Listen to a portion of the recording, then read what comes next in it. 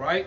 First and foremost, we want to give all praise to Yahweh, Ba'ashem, Yahushai, Ba'ashem, Ruach Kodash. Double honor to the apostles, the elders, great millstone. Peace, blessing, salutations to the elect, all right?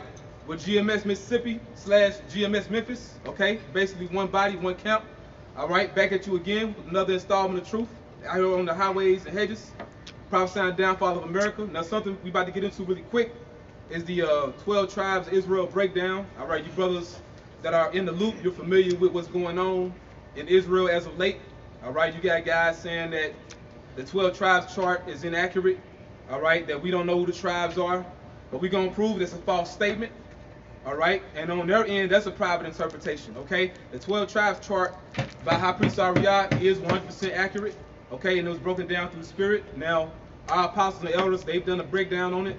You brothers can check that out on GMS Born Again, okay? You even have Bishop Nathaniel, him and Elder Banyumyun back in the day, in the 90s. They did a breakdown, which, you know, for the most part, that was right. But our apostles, they expounded on the parts that were left out, okay?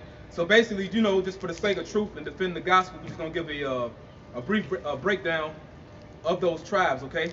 Proving that the 12 tribes chart is absolutely accurate. I may tell you that we shall befall you in the last days. Right. So, the Lord, Yahweh Ba'ashem Yahushai, working through Jacob, whose name was changed to Israel, our forefather, he gathered his sons together and told them what was going to happen to them in the last days. Okay? Last days or end times. Okay? You was going to make a point. Yeah, and the point of that is when you look into the Hebrew of befall, it goes into the Hebrew term qua ra. Okay, that means encounter. Okay, so what would the 12 sons actually encounter? The prophecies, okay? And then when you look also into like last days, but if you focus on that Hebrew term, last, the Hebrew term is pronounced as akarayah, all right? And that means future prophecies, man. Meaning prophecies that was going to happen on the other side of the world, man. And then those days is just going into like that time frame, man. You can read that again, though. This is Genesis chapter 49, verse 1. And Jacob called unto his son and said, gather yourselves together, that I may tell you that which shall befall you in the last days. Right. So he's talking to his 12 sons, but really, these different prophecies that will happen will befall their descendants, which is us, which are us, okay? Here in these latter days. All right? Go ahead, Doc. Gather yourselves together and hear, ye sons of Jacob, and hearken unto Israel your father. Right, go ahead. Reuben, thou art my firstborn, my might, and the beginning of my strength, the excellency, dignity, and the excellency of power. Right, so the tribe of Reuben, Ra'abun, okay, which means seed is a son, that was Jacob's firstborn son. Okay? Now when you look at the tribe of Reuben, which we know to be the Seminole Indians, okay? You look at the sign, all right? Reuben are the Seminole Indians today. They have the excellency of dignity. They're a very dignified tribe. They have that aristocratic ruling class mentality. And they're actually one of the last so-called native tribes to sign treaties with the so-called white man. All right? Now, read that part again. Reuben, thou art my firstborn, my might, and the beginning of my strength, the excellency of dignity, and the excellency of power. Yeah, the excellency of dignity and the excellency of power, because when so-called Negroes, which are the tribe of Judah, when they got brought to North America, see, the tribe of Reuben actually took us in. Okay? That's why you have a term that's called Black Seminoles. You know, the tribe of Judah was actually taken in amongst Reuben, you know, and they set us up as leaders and kings amongst them, man. You know, and they actually, you know, recognize Judah as the head tribe. But, like I said, they have a very dignified spirit, man, when you look at Reuben, all right? And they're also a warrior tribe, okay? Because research from the brother. Come, we can get it. Yep. All right, this is the book of Genesis, chapter 35 and 22. And it came to pass, when Israel dwelt in that land, that Reuben went and lay with Bilhah, his father's concubine, and Israel heard it. Now the sons of Jacob were 12. Right. So going into that next verse, read the next verse. Unstable as water, thou shalt not excel. Right. Because thou wentest upon thy father's bed, then defiledest thou it. He went up to my couch. Yeah. Right. You got something? Yeah. First Chronicles 5 and 1. Now the sons of Reuben, the firstborn of Israel, for he was the firstborn, but for as much as he defiled his father's bed, his birthright was given unto the sons of Joseph, the son of Israel. And the genealogy is not to be reckoned after the birthright. Right. And then ultimately, Judah got set up as the head tribe, which really was all in the spirit anyway. But it said unstable as waters. Now, Seminole, when you go into the etymology of that name, it means runaway. It also means wild one.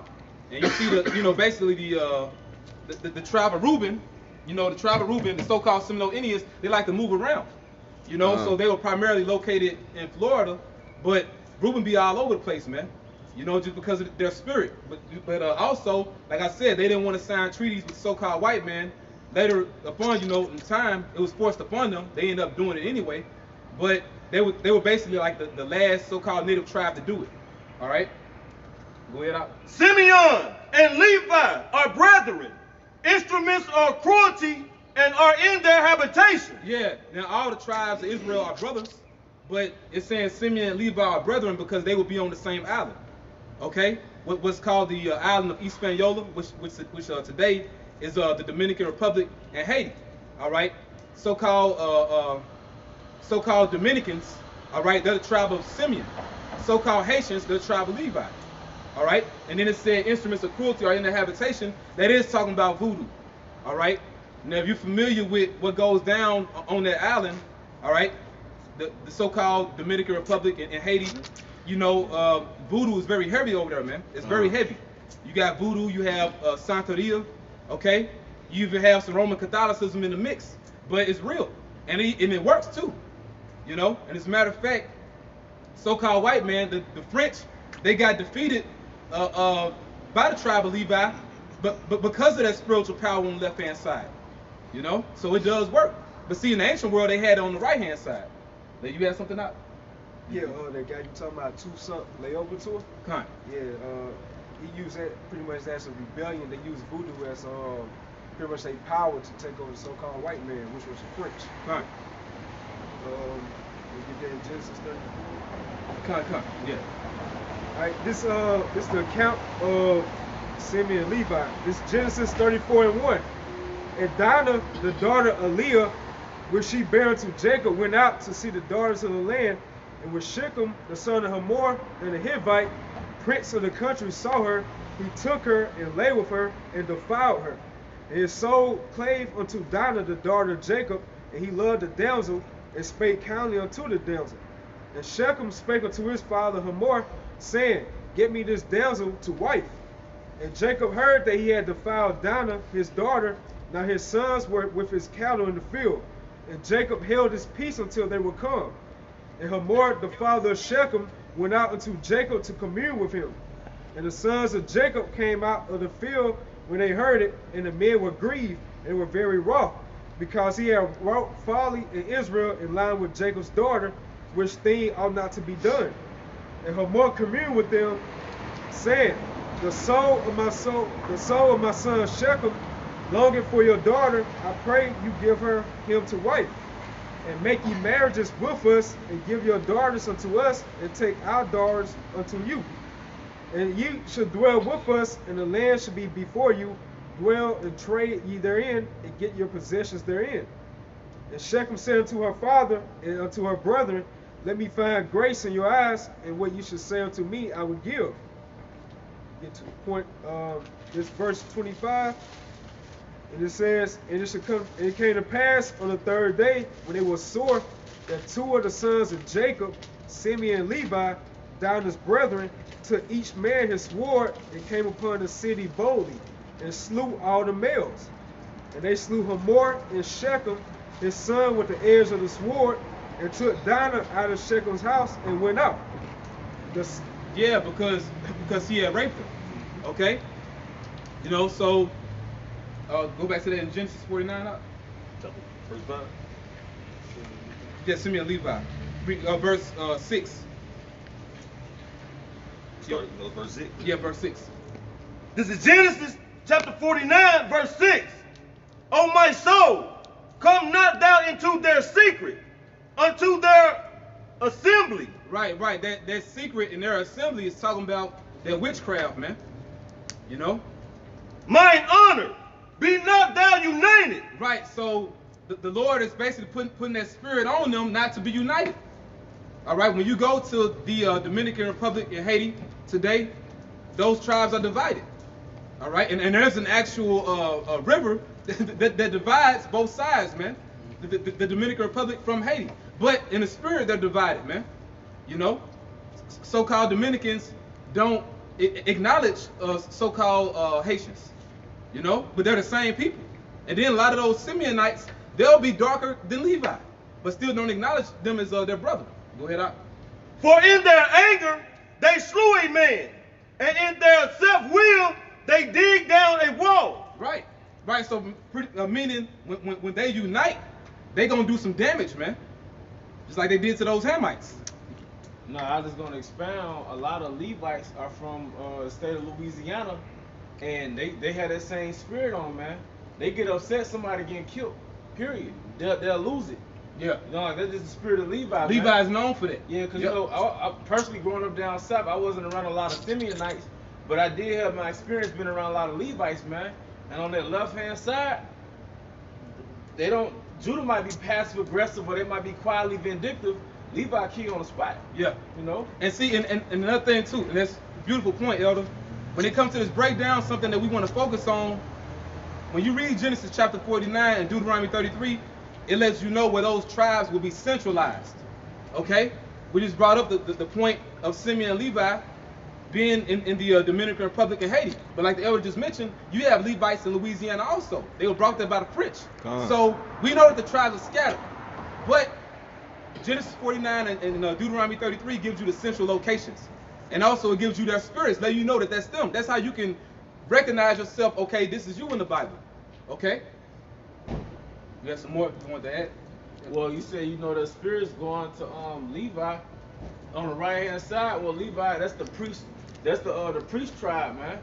And you can, like a lot of brothers, the brothers from the tribe of Levi, that's the order they got, man. All right, because like I said, the book of Leviticus, I think that's the Latin way of saying the book of the Levites, man. All right, so the Levites, they're responsible for pushing out the laws and the ceremonies of the Most High, man. So, you know, on the right hand side, that's Levi's role within the nation of Israel. They're the priests, man. Yep, and that's another thing too. Right, you got Simeon and Levi. Simeon is Shammai one, yep, which is affliction heard. Okay, and Levi is loyal, which means joined to me. You know, so and all these names are nomen omens. You know that they're spiritual, man.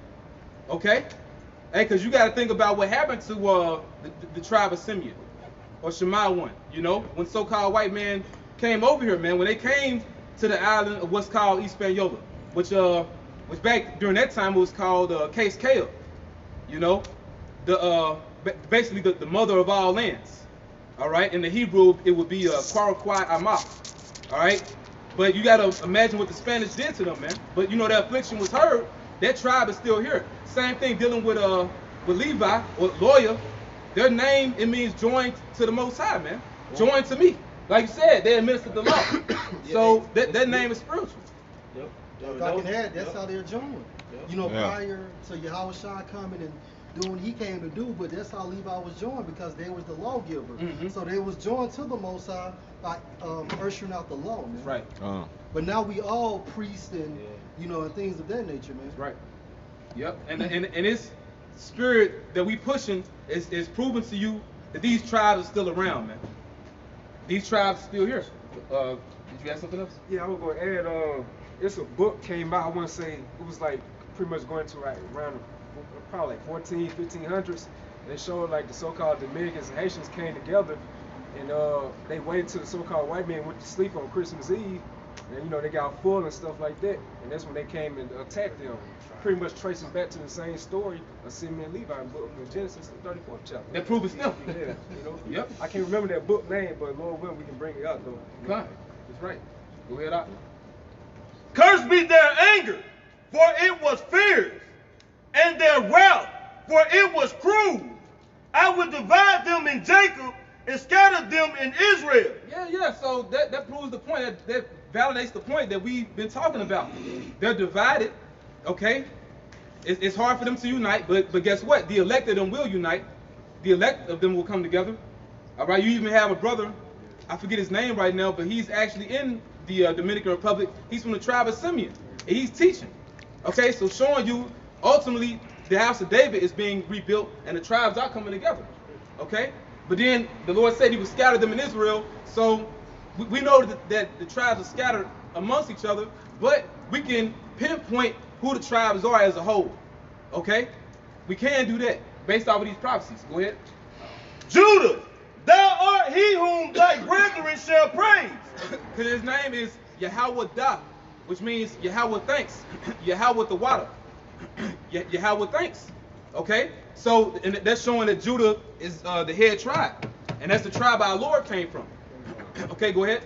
Thy hand shall be in thy neck of thy enemies. Right. Now, you know, back in the day, Bishop Nathaniel and also Elder Von Yum from HODC, they broke this down as pretty much Judah pretty much excelling to certain statuses in this society, you know, which you could you can compare it to that, but more so it's showing that Judah is going to be in North America, which they mentioned that. They did mention that part. It's showing that Judah is going to mainly be in Babylon the Great. And also Judah is going to get vengeance. Can a brother get Psalms 18? Psalms chapter 18? What King David said, his hand be in the neck. You know, Judah's going to get vengeance, and the brother can get Isaiah 19. Because Judah going to be the one to kick these race riots off, man. You know, and they always show you, man, when different riots kick off in America, Judah get that shit kicked off, man. Psalms 18. Psalms 118. No, 118. It's chapter 18. Okay, I'm good. Yeah, but we can get Isaiah 19 also. I got Isaiah 19. Yeah, well, What you got, y'all can well yeah, let's get that. 18. Yeah, because I know where that in Isaiah is at first. Let's get Isaiah 19 and verse 17. Isaiah 19 and 17. Cut. Down first. Yeah, let's get that. It's Isaiah 19, verse 17.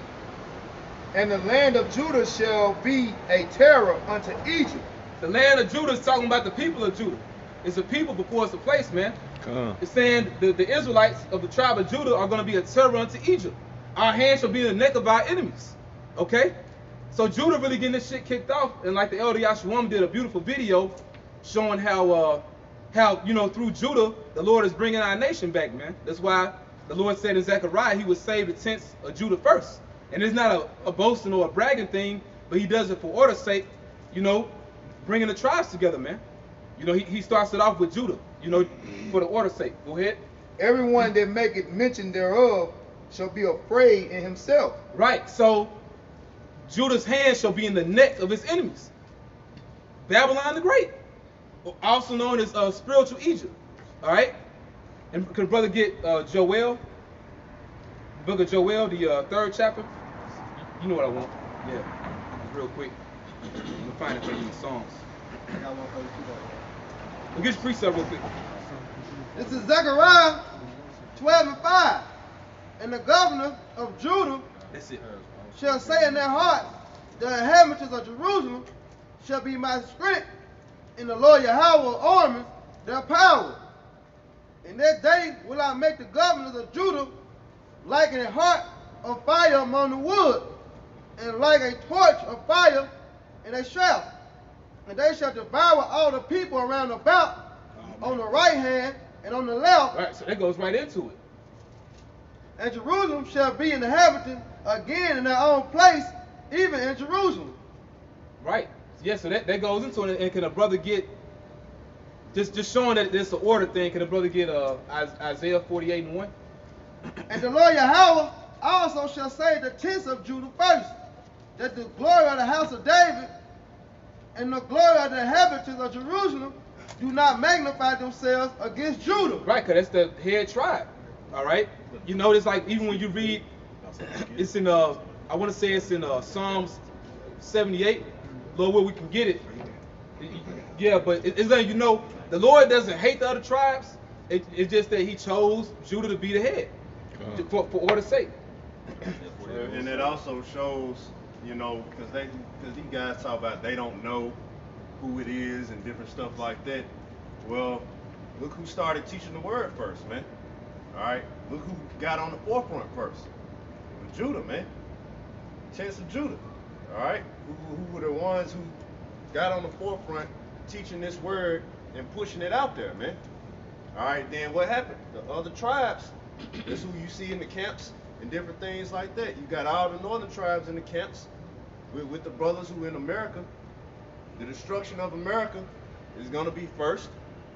So, you know, and what were they saying? They were saying how that don't apply to the end. Yeah. Like, no, it's all in the scriptures. It's all here, man. All right? So you can't go around saying we don't know. Right. You know, no, it's clear that, hey, this the kingdom of Judah, the tribe of Judah at that, just speaking on that alone, hey, is dealing with the Negro, man.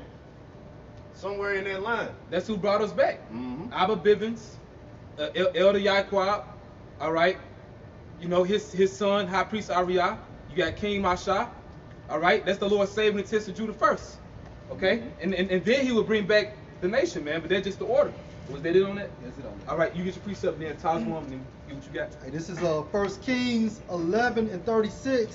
And unto his son will I give one tribe, that David my servant may have a light always before me in Jerusalem. Yeah, so that one tribe is the tribe of Judah. All right, and we're going to go back to Genesis 49 because we're going to break all this down. That's where you get that lineage of kings when you're reading the Lord's genealogy in Matthew, the 1st chapter. All right, go ahead. The city which I have chosen me to put my name there. Right. Yahweh. All right. Now, get what you got to talk about. This is Psalm 76:1. Woo! It's a spirit. And Judah is the Most High Just known. thinking about His name is great in Israel. that. Yeah.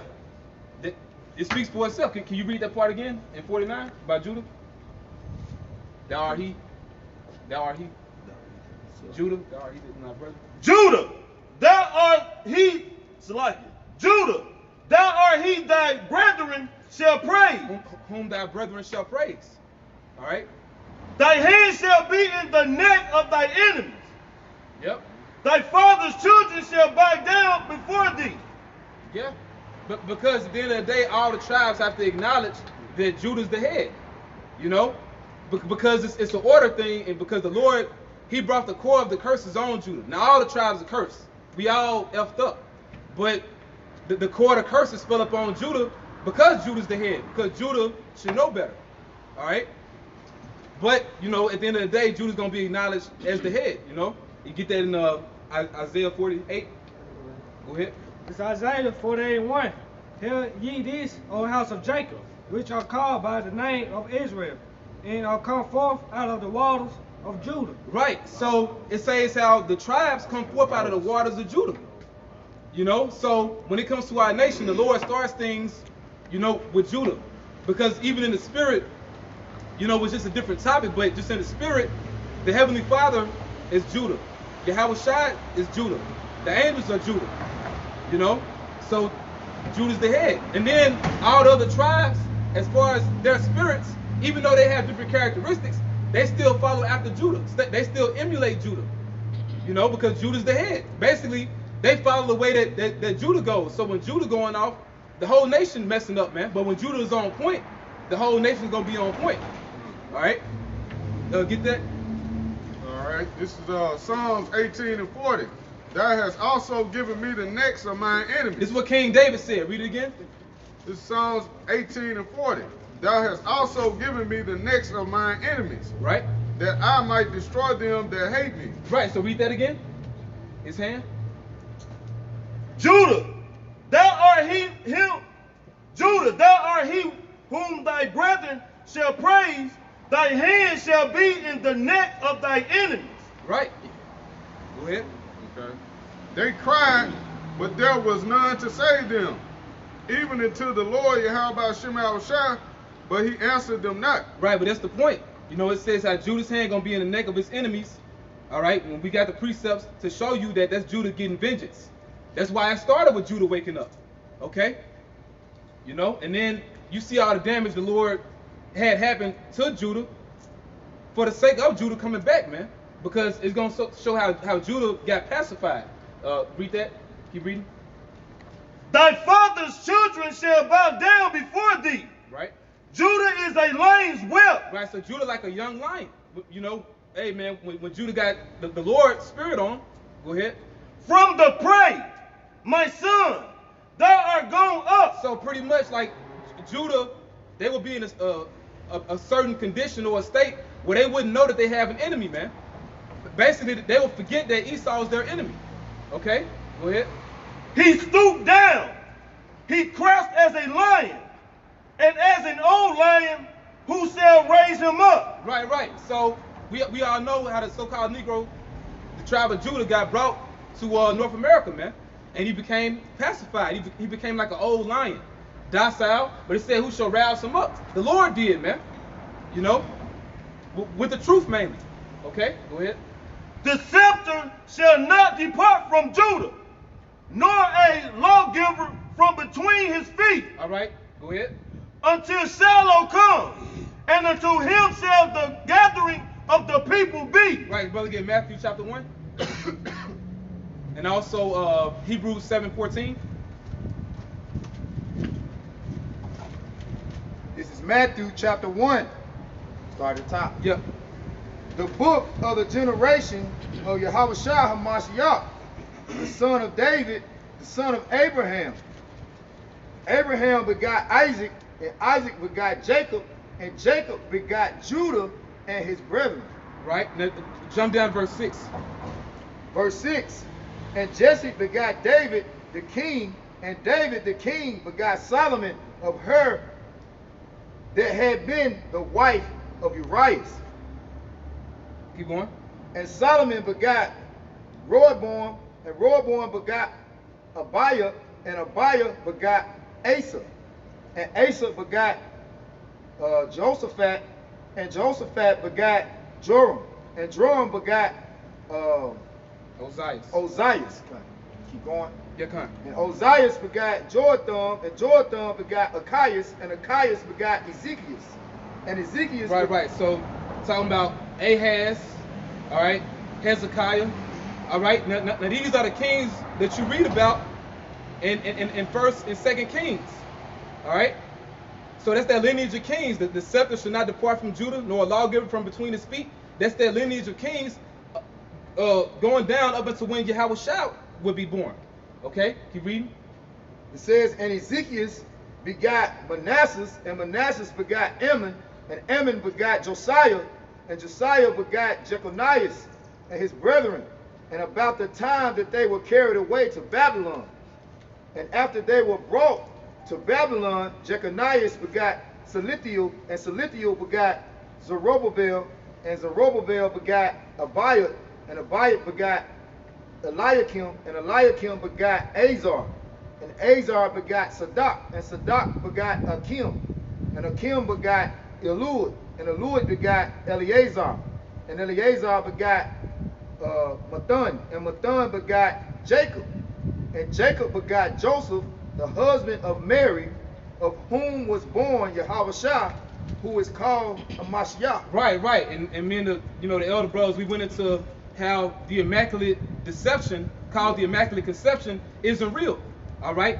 No. So like, let's sit on that talks about. Go back to Genesis 49. The scepter shall not depart from Judah, nor a lawgiver from between his feet, until Shiloh come. Right, because the brother had read how the Lord would always leave a light in Jerusalem unto David. Okay, you had a point you want to make? Precept, Elder. Go ahead. Yeah, this is Isaiah 11 and 13. The envy also of Ephraim shall depart, and the adversaries of Judah shall be cut off. Ephraim shall not envy Judah, and Judah shall not vex Ephraim. And one of the reasons why one of the reasons why Ephraim shall not envy Judah is because Judah was their head tribe. You know, going into the point you was making, because they're the lawgiver until Shiloh comes. Right, and showing you that the Lord will unify us. Because did the brother get Hebrews 7 and 14? I got it. Go ahead. In Hebrews 7 and 14, for it is evident that our Lord sprang out of Judah, or which tribe Moses spake nothing concerning the priesthood. Right, but through Yahweh Shai, we have a better priesthood by way of Melchizedek. All right, which was him. Okay, we all gonna be kings and priests. But the point is, the Lord was from the tribe of Judah. Can you read that part again? The scepter shall not depart from Judah, nor a lawgiver from between his feet, until Shiloh come. Right, Shiloh or Shilah, meaning peaceful. All right, Yahweh Shai, he's our peace. It tells you that in the New Testament. We have made both one and broken down the middle wall of partition, made both one, unifying the tribes. The brother just mentioned how Ephraim should not envy Judah, Judah should not vex Ephraim. We're being unified by way of Yahweh Shai. The two sticks are being joined together into one stick, one plank. Go ahead. And unto him shall the gathering of the people be. The gathering of the tribes. That was the purpose of his death and resurrection, was to unify the tribes, proving he only died for the nation of Israel. Okay? Go ahead. Binding his foal unto the vine, and his ass's coat unto the choice vine. Right. That proved that the Lord drank wine. All right. Brother get can the brother get Matthew chapter 11, and also Revelation 1 and 13, 14. Come on. Nah, just get to the point. Should be like 16. Chapter 9. Matthew 11:16. But whereunto shall I liken this generation? It is like unto children sitting in the markets and calling unto their fellows and saying, we have piped unto you. Nah, that ain't it. What say he? Which saw the vision of the Almighty fall into a trance. Yeah, he's talking about Balaam. I don't look down. But having his eyes open, I shall see him, but not now. I behold him, but not now. There shall come a star out of Jacob, and a scepter shall rise out of Israel. Right. So, hey, going back to that scepter, the brother read about. You know how the scepter should not depart from Judah, because ultimately the Messiah will come out of Judah. You know, and he'd be the ultimate one having the scepter, having that rule, man. And that word star means an illustrious prince. Okay? Was that on that? All right, let's go back to that. Binding his foal unto the vine, and his ass's coat unto the choice vine. Right. He washed his garments in wine, and his clothes in the blood of grapes. Right, it said, and his ass's coat. You got it? Yeah, get that. Zechariah 9:9. Rejoice greatly, O daughter of Zion. Shout, O daughter of Jerusalem. Behold, thy king cometh unto thee. He is just and having salvation, lowly and riding upon an ass, and upon a coat the foal of an ass. Fine. Brother, holding it in the New Testament? That prophecy? If not, we don't got to get it. But yeah, about the ass's coat. Yeah, brother, Go ahead out. 21:7. John. Matthew 21:7. And brought the ass and the coat and put. Tell ye the daughter of Zion, behold, the king cometh unto the meat, and sitting upon the ass and the coat, the fall of an ass. And the disciples went and did as Yahushua commanded them, and brought the ass and the coat, and put on them their clothes, and they set him thereon. Right. To fulfill that prophecy. All right, showing how the Lord came lowly and meek. But you read the next verse. And a very great multitude spread their garments in the way, others cut down branches from the trees and strawed them in the way. And the multitudes that went before and the followers cried, saying, Hosanna to the Son of David. Hey man, that was a major prophecy. You know, so the brother read it in Zechariah, and we read it in Genesis 49. That's a heavy prophecy, man. Because when the Lord did that, they were yelling, "Save us now!" How was Shai not? Save now. All right, go ahead. Blessed is he that cometh in the name of the Lord Yahweh Bashan Yahushai, Hosanna in the highest. Right, so blessed is he that cometh in the name of Yahweh, which was Yahweh Shai. Okay? You know, but that's the point on that. Let's go back to go ahead. This Micah chapter 5, starting at verse 2. Yeah, let's come up some out. Micah chapter 5, verse 2. But thou Bethlehem, Ephratah, though thou be little among the thousands of Judah, yet out of thee shall he come forth unto me, that is to be ruler in Israel, whose goings forth have been from old, from everlasting. Proving it was the Messiah, man. Hey, that's a heavy prophecy when the Lord came, man. All right, that's why the Lord had that written in stone, so to speak, in Genesis 49, man. This morning. It say, therefore will he give them up until the time that she which travail have brought forth. Then the remnant of his brothers shall return unto the children of Israel. Woo! Unto him shall the gathering of the people be, the elect. Go ahead. And he shall stand and feed in the strength of the Lord, in the majesty of the name of the Lord his power, and they shall abide. For now shall he be great unto the ends of the earth. Oh man, hey, that's happening right now. Nasty. I ain't gonna mention that guy, man. Nasty. Hey, we gotta bring you up though, man. You know, but we ain't focusing on you. It's like, you know, me and brothers been talking. It's so much edification coming out of this situation with the 12 tribes chart, man. It's a lot of edification coming out, man. Well, you know what? I'll mention you, Nazariah. You a piece of shit, all right? And we told you long ago, you remember, I believe it was me and Elder Kazak, and we made a video called The Downfall of Tried and Refined, man. And we told you, and along with other brothers, we prophesied to you that you was going to get worse if you continue the way you was continuing. That's right. And now look at you, down. And of course your name going to get mentioned, you asshole. Of course it's going to get mentioned. Yeah. Because you looking for attention. You look for enough attention, eventually you get the attention you want, and it ain't good attention, man. Right. You've been getting nothing but bad attention, and you've been looking worse and worse and worse, to the point now you done deleted all your videos. And the reason you deleted all your videos is because all the shit you were teaching back then, you don't even believe in it no more. What type of shit is that? Because if you go by what you're teaching now, if you would have left your videos up, people would have checked your past videos and be like, wait a minute, you saying something different than what you said 2 months ago. So now you guys are looking bad, man. And you got a beautiful lesson coming out, starting with the Elder Kazak on the tribes. And you guys looking even worse, man. Because the tribes are here and you talking about we don't know. And I just want to mention this real quick. Hell, you got the Memphis brothers down. Now Memphis is filled with Gadites, all right? A bunch of Gadites. You got Judah and Levi there, all right? But Memphis is filled with a lot of Gadites. Some Reuben there, but it's a lot of Gadites, man. So you be seeing these guys with the noses, and they dark, and all that stuff, but guess what? They're from the tribe of Gad, man. But they walking around today calling themselves nigga, Judah, all of that.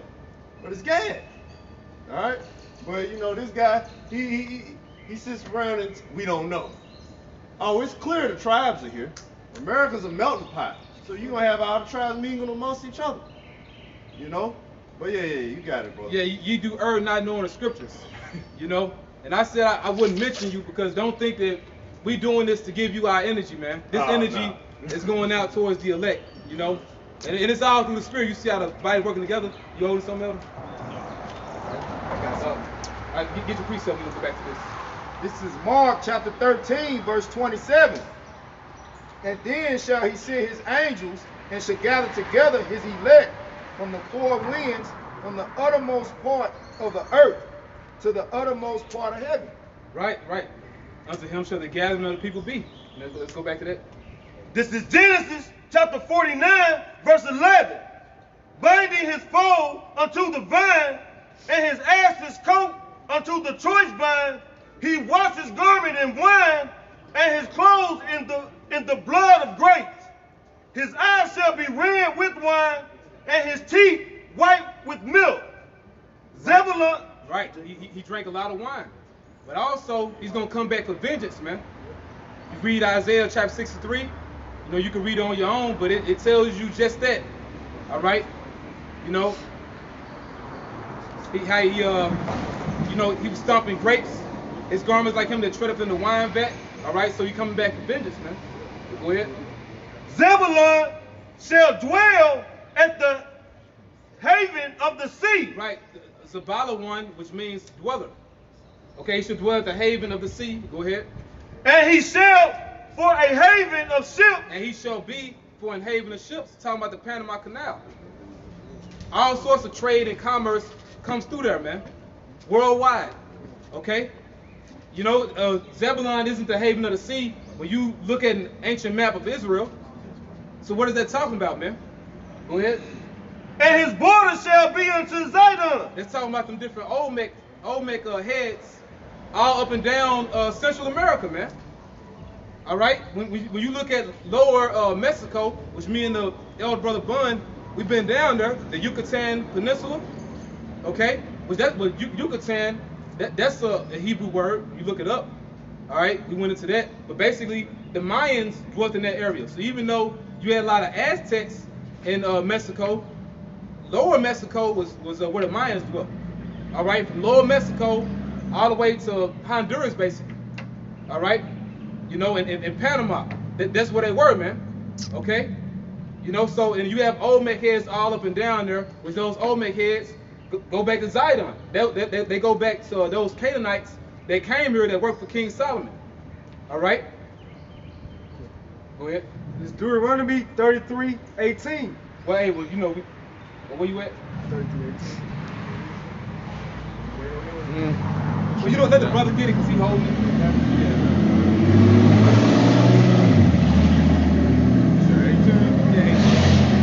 he been holding the whole chapter. Okay.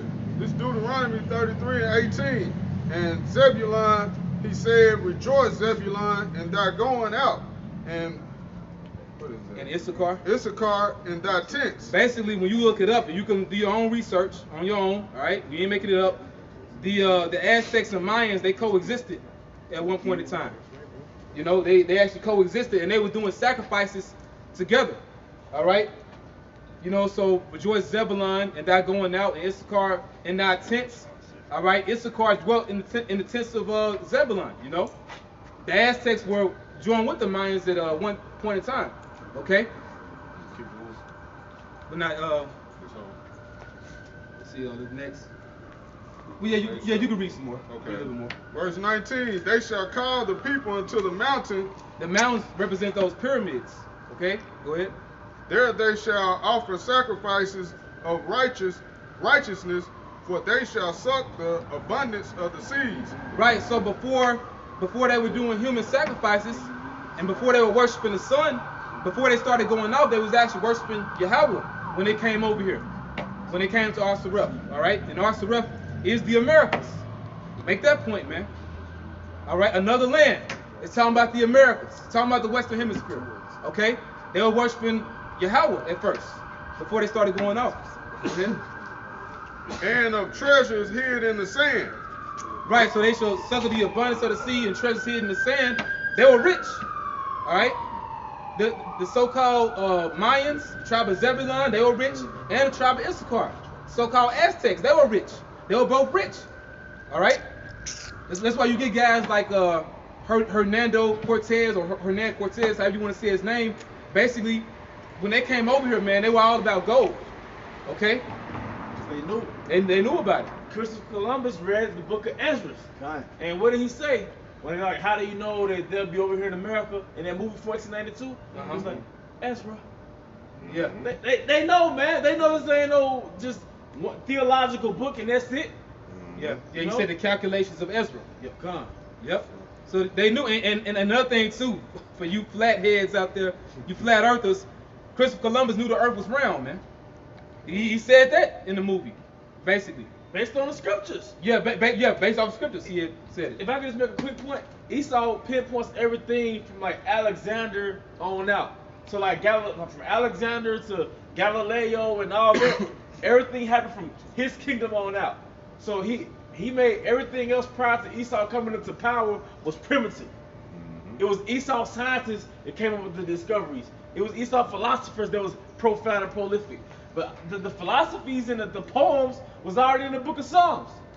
All right, the science is already there prior to Esau coming into power. I just wanted to bring it out. No, but that's on point, man. And all right. If I could say this, the northern tribes were rich. They was talking about Osiris, not the Americas. Hey, but when you read in 2nd Ezra 13, it said nobody dwelled in this land.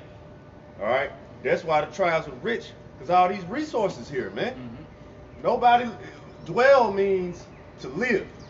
Nobody lived in the Americas. Now people came over here, did certain things, and went back. But the tribes were the first ones living here, man. Right. They were living here and made a living. That's why if you go back to the, even in history, like the Yucatan, those were cities. Like Esau tried to make it like it was just a few buildings and a lake, and the northern tribes were living in huts, and the only thing they had was a few temples. That's where they did some sacrifices to the sun. No, they had cities of gold, man. Yeah. Highly civilized. Right. That's why why you think Esau came down here and kept coming back, even when he was getting defeated? Why did he keep coming back? It was too much gold to pass up, man. It was too much gold. Yeah. Too many resources. That's why Esau came over here and made the Americas his home. Right. All right. We're going back. Yeah, we're going back. He would have stayed over there if all the natural resources were over there. Yeah. But no, it was so much here that Esau came here and took what the northern tribes had, man. Europe is known as the what? The pit. That's spirit. I was just thinking that. It's dry as hell. Spirit. How do you come into power? Resources. Yep. What were they fighting in the Middle East about? Resources. Right. Yep.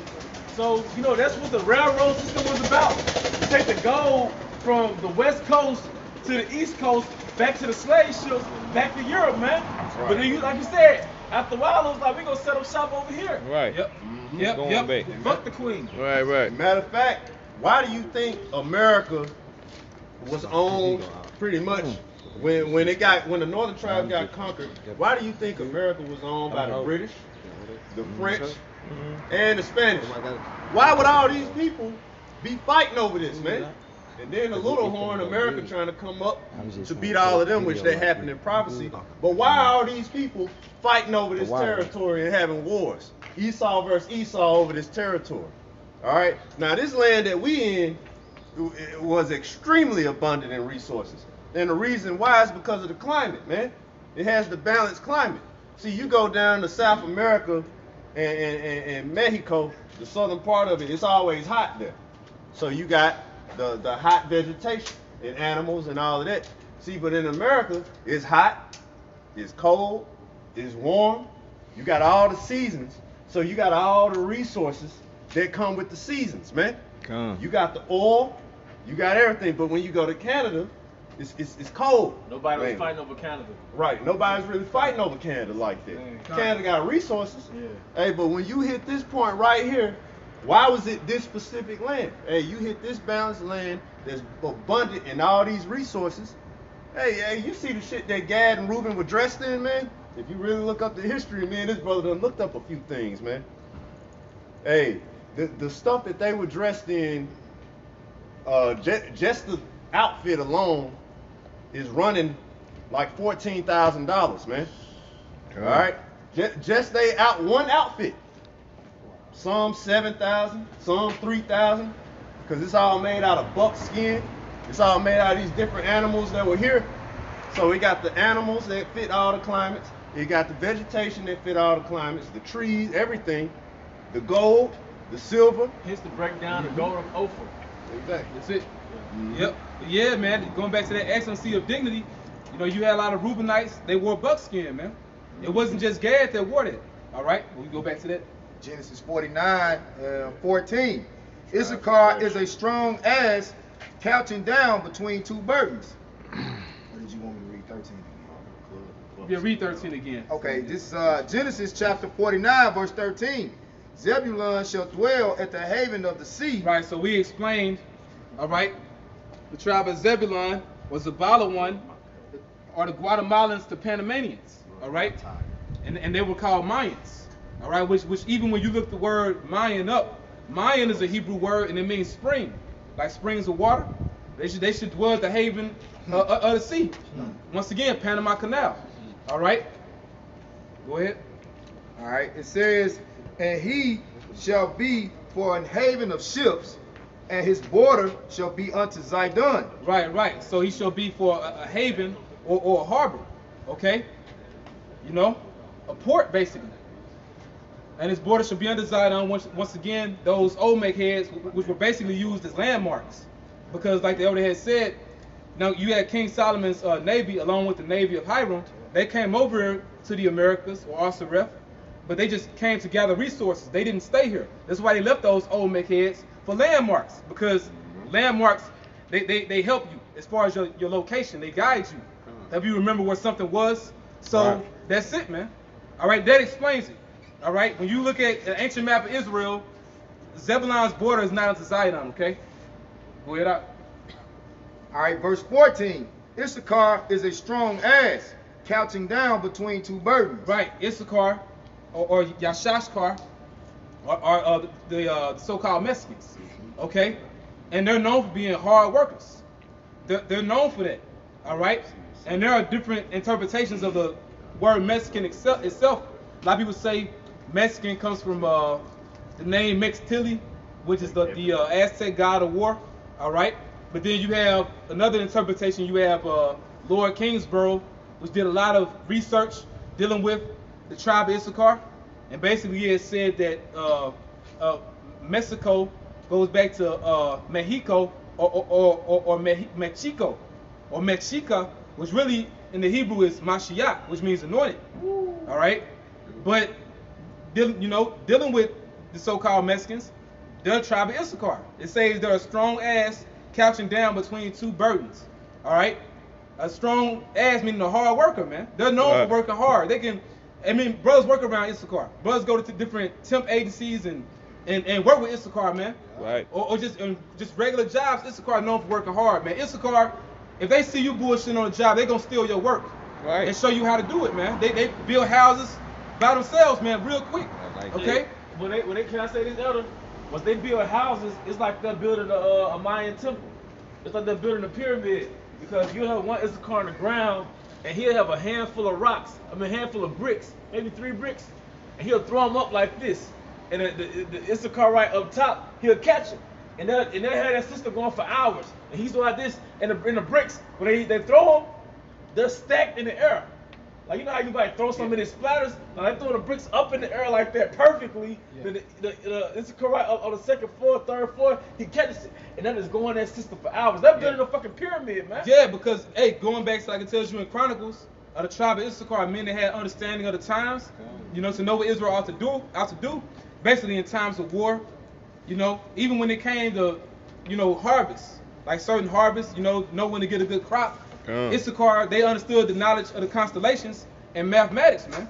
All right, that's why they were able to perfectly align the pyramids and build them the way that they did, man. Right, they were in tune with nature. Yeah, they were in tune with it. Yeah. So they still had that science. So it's the same people coming back, man. And then what's Issachar stand for? He is hired. He is hired. That's it, brother. He got hired in America. I got the concept to it too. Yep. Hey, the main complaint about Issachar in America, he's taking our jobs, taking good American jobs. Like, how does that not fit? He is hired. Like, right. Even a rich Edomite, like, I'm finna hire their asses. Yeah. You know what I'm saying? Like, that's what they do. That's the tribe. That's it. You guys are so simple. Like I say, you complain. You always talk about the Holy Spirit through the Spirit. This is through the Spirit that this is coming out. But then when we get spiritual and get faithful, you don't want to deal with it, man. We don't know. We don't know. A simple term for all the tribes, just real quick. A simple thing how you know where Israelites are at. I don't like to use the word religious, but extremely religious love to drink, love to dance, and love to have sex all fucking day. Those the attributes. Now you go anywhere and the whole vibe is this. That's Israel. That's where Israel is. So you go to Mexico, Belize, Nicaragua, South America, Guatemala, Dominican Republic, any of that. All right, these people we don't know. All right, no, this is what's happening there, man. Like this is what everybody love to do. When you get around Esau, that's not his vibe, man. That's not something that he want to do. If you get around a Moabite, for brothers who have been around Moabites, they not like that. No, they don't. Hey, we want to drink all day. Like, no, that's not something they want to do. Now, Esau, he'll drink all day or whatever, but he'll also be on some crazy ass drugs and he'll be doing gay shit. You know, fights and shit. right? Hey, when it comes to a woman, Esau not really about dealing with women like that. You know what I'm saying? He's down with drugs and stuff and drinking, but drinking beer. See, Jake will drink beer, but Jake be on extremely hard liquor all the time. Like that's what Jake like. Yep. Matter of fact, for Hennessy, these brothers we were talking about it. Hennessy, cognac, Hennessy. I believe 90 or 95% of the Earth's Hennessy is sold in America. All right. Hey man, that's already going to tell you. You know what I'm saying? What type of people here, man? Then for the other ones, what? Tequila, biggest tequila producers. If Jake ain't drinking that cognac, Jake be drinking that tequila, man. And if Jake ain't drinking them two, he's drinking that vodka, man. That's what everybody. That's Jake's thing. So in simple terms, when you see this is a big symbolization of where the Lord's people are at, man. Hey, That's the indicator. Romans 8:16.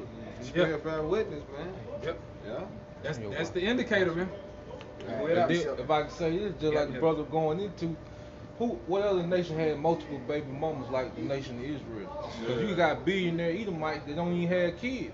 But you got Jake living check to check, or hell, no job, and he got 4 or 5 baby mamas. Yeah, man, all the tribes like that. Yep. All the tribes like that, man. But going back to the blessing we received, you know, by the Lord giving it to Abraham, by thy seed shall be as stars of heaven. That's Jake, man. Jake multiply like crazy. Yeah, I mean, who else from different nations start off having kids at 14? Right. You know what I'm saying? Like Jake my age now got 14-year-olds. I'm not even 30 yet. You got Jake my age now with 14-year-old kids, man. We still got that spirit of Genesis when he said, "Be fruitful and multiply." Yep. And they ain't never stop. Yeah, You know? it's in Jake's spirit. Yeah, get around some Edomites and be like, man, I'm about to get drunk. Where the women at? And you might have one. They might, oh yeah, woo, might say something, but they not gonna vibe. Yeah. Get around Jake. Any other tribes. Right. Get around them and be like, man, I'm trying to get drunk. Where the hoes at? Hey, if you say it in any of their languages, watch the reaction you get, man. All of them. Oh, hey man, you gotta go here. Hey, everybody's gonna be into that, cause that's the people. There's only one nation that's famous for catcalling or any type of calling. You don't hear no Arabs seeing a so-called black woman and saying "Skate!" But you'll see Issachar in the car see a so-called black woman, my man, hey!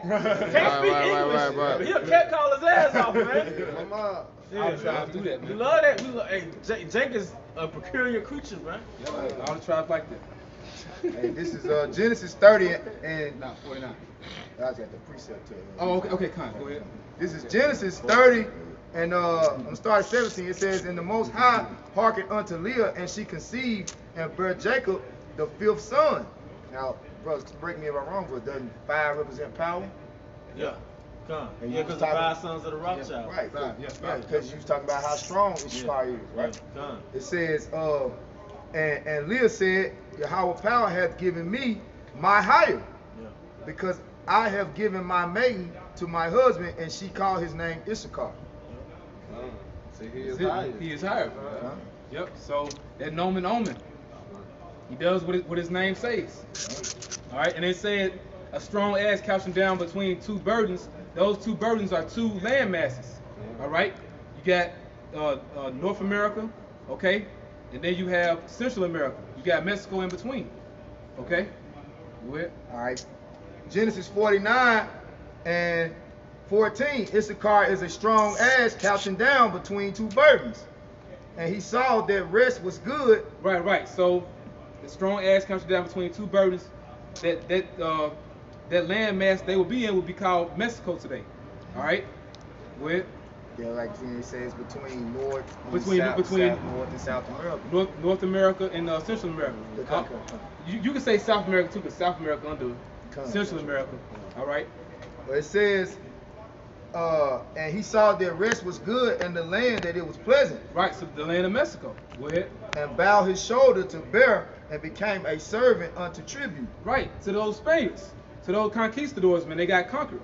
All right, that's why they speak Spanish today. Okay? So we can identify them. We know who the tribe of Issachar is. That's them. All right? They didn't bow their shoulder to bear and become a servant to tribute in the land of Israel. Now, they did get conquered by the Assyrians. Okay? Now, we know that history. But they weren't a strong ass country down between two burdens, all right, in the land of Israel. They did work hard. They still did what their name said. But they didn't dwell between two land masses. Okay? So those are future prophecy. Okay? And if it says he is hired, right? Yeah. If he going into captivity, you're not hired. Yeah. You're not getting a wage. Right. You know? Yep. But they work today. Yeah, They work for pay. But they hired now in America. Yeah, they work for pay. But so Assyria, you didn't hear nothing about we going into captivity with the Assyrians. It was on payroll. Yeah, you just forced to work. You just forced to work, man. Yeah. Future prophecy. All right. This you want me to Yeah, keep going? keep going. Hey, the spirit not dealing with you guys. That's why you're not dealing with prophecy anymore. Because that really what's happening. See, the spirit of Yahweh Shai is the spirit of prophecy. Right. See, that's why y'all don't want to deal with it no more. That's why you're saying Osiris go back to Exodus. You're not saying it's dealing with the Americas no more. That's why you're saying Babylon is Vatican. Over there. You know what I'm saying? You ain't dealing with prophecy no more, man. You know what I'm saying? Everything that they doing, that's because the spirit of Yahweh Shai is gone from you, man. You're not prophesying anymore. You're speaking. You're telling everybody that everything in the scriptures that already happened so far, man. You're telling everybody that Esau gonna be around forever. That's not prophecy. Prophecy is that he's gonna be destroyed, but he's already here, so he's gonna be around forever. See, you're not prophesying judgment anymore. The spirit of prophecy is gone from you. Therefore, the spirit of Yahweh Shai is gone from you guys, man. Yeah, everything hasn't been fulfilled yet, man. If that's the case, we be in the kingdom. Right. All right. But yeah, if Osiris means Exodus, what were the tribes exiled to? Okay. Which it don't mean that, but where were they taken to? Where did they go? Go ahead. Verse 16, Dan shall judge his people as one of the tribes of Israel. Right, and Dan, the name Dan or Don, it means judge. Okay. All right. Then you had Samson. He was a Danite. All right. But then when it goes back to the tribe of Dan, dealing with the tribe of Dan, there's not a tribe today, man. When you read Judges, the 18th chapter, the last you see of Dan, you know, which your brother can get it, you know, just get the certain key points. Dan was committing idolatry. You know, that's basically the last you hear of Dan. And like the Apostle Ariamla made the statement, you know, Dan was a part of the Northern Kingdom, but when Dan got brought to the Americas, they became amalgamated, or how can I put it? Like, pretty much mixed in with the other tribes. You said it. You know? Amalgamated. You know, that's basically what happened. So they don't exist as a tribe anymore, man. If I can say this, Elder, that's why I said in 2nd Ezra, these 10 tribes. Because they came over here with the Northern Kingdom, but they didn't have their own inheritance, man. Yep. Their own lot. Hence, when you read Revelation chapter 7, why they're not mentioned. I was just thinking that. That's simple. That's You know? simple, man. You said Judges 8? Yeah, Judges 18. You just get the part where it speaks about Dan making an idol.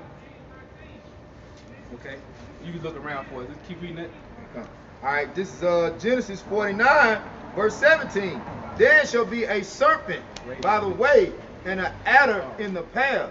Right. So, you know that they were warriors, and that was one of their war strategies. All right. Go ahead. that biteth the horse heels, so that his rider shall fall backward. Right? But like I said, man, this is the last you hear of Dan right here. Go ahead. All right, it's Judges 18 and 30. And the children of Dan set up the graven image, and Jonathan, the son of Gershom, Where? Gershom, the son of Manasseh, he and his sons were priests to the tribe of Dan until the day of the captivity of the land. Right. And You know, so here it is, you got the tribe of Dan going off into graven images, but they got these priests. And you can imagine those priests would be scared, because here it is, they would have to like justify them having this graven image. You got to be priests to these men that's worshiping idols, man. But that's the last you hear of Dan. You know, and as far as them being amalgamated, we'll find it out in detail in the kingdom. Right now, it's not important. We just know that they don't exist as a tribe anymore. Period. That's simple. That's it. Like you said, that's, yeah, period. All right? Go ahead. You got something else to work? Go ahead. All right, verse 18. I have waited for thy salvation, O Yahweh power. Right. And that's really dealing with all the tribes, because we all messed up, man. We're waiting to be gathered. All right? By Shiloh, which really is Yahweh Shai. That's his name. Go ahead. Gad, a troop shall overcome him, but he shall overcome at the last. Right. Now you just gonna break that down as the Assyrians conquering Gad? Why would it single Gad out then? Because the Assyrians conquered the whole northern kingdom. So it ain't talking about that, man. It's talking about the tribe of Gad, who are the so-called North American Indians today. All right. Gad means troop. All right. Their name means troop. And you see so-called North American Indians, they're known for being warriors. All right. They're known for that. Okay. And it said a troop shall overcome him, which we know is the American cavalry. All right. And then the reason why it put so much emphasis on it, because there were a lot of so-called Indian wars, man. There were a lot of Indian wars that happened. All right. You know, until Esau finally got the better of Gad, man. All right, and you see him move to reservations. All right, we know what happened to Gad. All right, you can read about the Trail of Tears. You can read about Wounded Knee. Okay, there's a lot of wars that happen, man. Like I said, there's a lot of you that think you're Negroes in Judah actually are Gadites, man.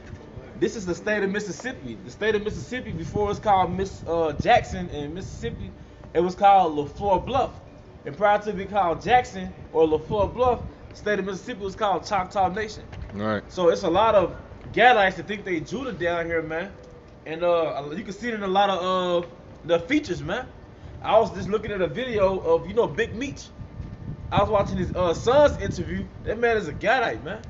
Yeah. All right, you can watch Big Meech son's interview. Vlad, he got that deep ass voice. He got that Gadite face, man. So a lot of you Jakes and a lot of you people that think you're from the Southern Kingdom, a lot of you niggas, they're probably calling all the Israelites Negroes. A lot of you probably Gadites, man. They don't even know it. A lot of you Nazarene type cats, it's called you can't be an Israelite unless you black. Half of y'all are Gadites. That's how heavy it is, man. A Reuben. Big Meech, one of the biggest legends in black culture. Yup. You know, and it's heavy that he could be a Gadite. He could be a Gadite, man. Yeah, because not only Judah has influence, the other tribes have influence too. Right. You know? But, you know, it starts with Judah, but at the same time, all the tribes got their spirit, man. Yeah, they all got salt. You know? And I mean, this is my speculation, but a lot of Gadites had what? They had chiefs. They had chief Gadites, chiefs among the tribes, the Gadite nations, and they were very flamboyant, ostentatious. Picture that without the law, statutes, and commandments of the Most High, being culturated in captivity, having no morals. You know what I'm saying? But you still got that mentality is, I don't want to be on some low level I want to rule. So that's all the tribes. And do you know how many slaves it was, man? Like after 1863? After the Civil War, do you know how many slaves walked off those plantations, man? There was an innumerable amount of slaves walked off. And if you know history, who took them in? Who took a majority of them in, man? A majority of Judah, Benjamin, and Levi did not just go out on their own. They went to Esau. That's what happened. They ain't go to Esau. Esau took Some us in. stayed on the plantation, and you had a few that was able to start something on their own, form their own little place where they building and different stuff like that. But a majority of Judah, Benjamin, and Levi went straight to the northern tribes, man. All right, Gad and Reuben. That's who took them in, okay? And they formed relationships, man. The women of Judah, Benjamin, and Levi was with the men of Gad and Reuben. And the men of Judah and Benjamin and Levi was with the women of Gad and Reuben. Yep. All right? That's the point of forming alliances. You know, you can take each other's women. And if you look at old pictures of Gadite women, and they were fine. You look at man, you look at that old picture, like, God damn, these women they were built like you think the Judite woman is built today. They had the fat asses and stuff, man. That's how they were built. All right? They were built like that with the long legs, big butt, Long ass hair. yeah, and long hair. All right? And that's what mainly Judite men be liking. They be liking that right there. But hey, if you look at Gad, them Gadite women, they were built like that, man. All right? A lot of mingling was going on. So like you were saying, a lot of you guys, you walk around Judah, this all tribes are black, or saying you don't know. Hey, but this happened. This is history. It's known that this happened. So you see a bunch of Jakes walking around. Hey, nigga, fuck you on God, bro. See me in the streets. This Gad talking to you like that. This Reuben. At one point, All right? yeah, This Judah. All of them together. They be smoking their weed together, all that other stuff that you see niggas do. Hey, they call each other nigga, they doing the same thing. Just like all the tribes, man. Just like all these tribes that you see on here, including Issachar, Zebulun, you got dark skin to them, man. All right, hey, all shades of colors. Oh, What's wrong with you guys, man? and Gad and Reuben has a warrior energy. They got warrior spirit. It's don't think Gad is just like this laid back, docile dude that needs some liquor. No, those are warrior tribes. And a lot of Jakes that y'all think that are straight Negroes, nah, those are Gadites and Reubenites. Yeah, that's why Jake, you know, if it be Gad or Reuben, they'll flock to their gang culture, man. You know, a lot of them, because in them gangs, they have what's called chiefs. You know, you got the leaders of them tribes. And then also, I mean, at least back in the day, you know, they looked at it as a thing of honor or brotherhood. Yeah. You know, so they just did it on the left-hand side. Cause it's really like a war thing. It's a war like that gang shit, we call it gangs on this side. Really, those like warriors that's on the left-hand side. Right. Like because what the Gadites said, they had the war call, the war cry, the paint, the war paint.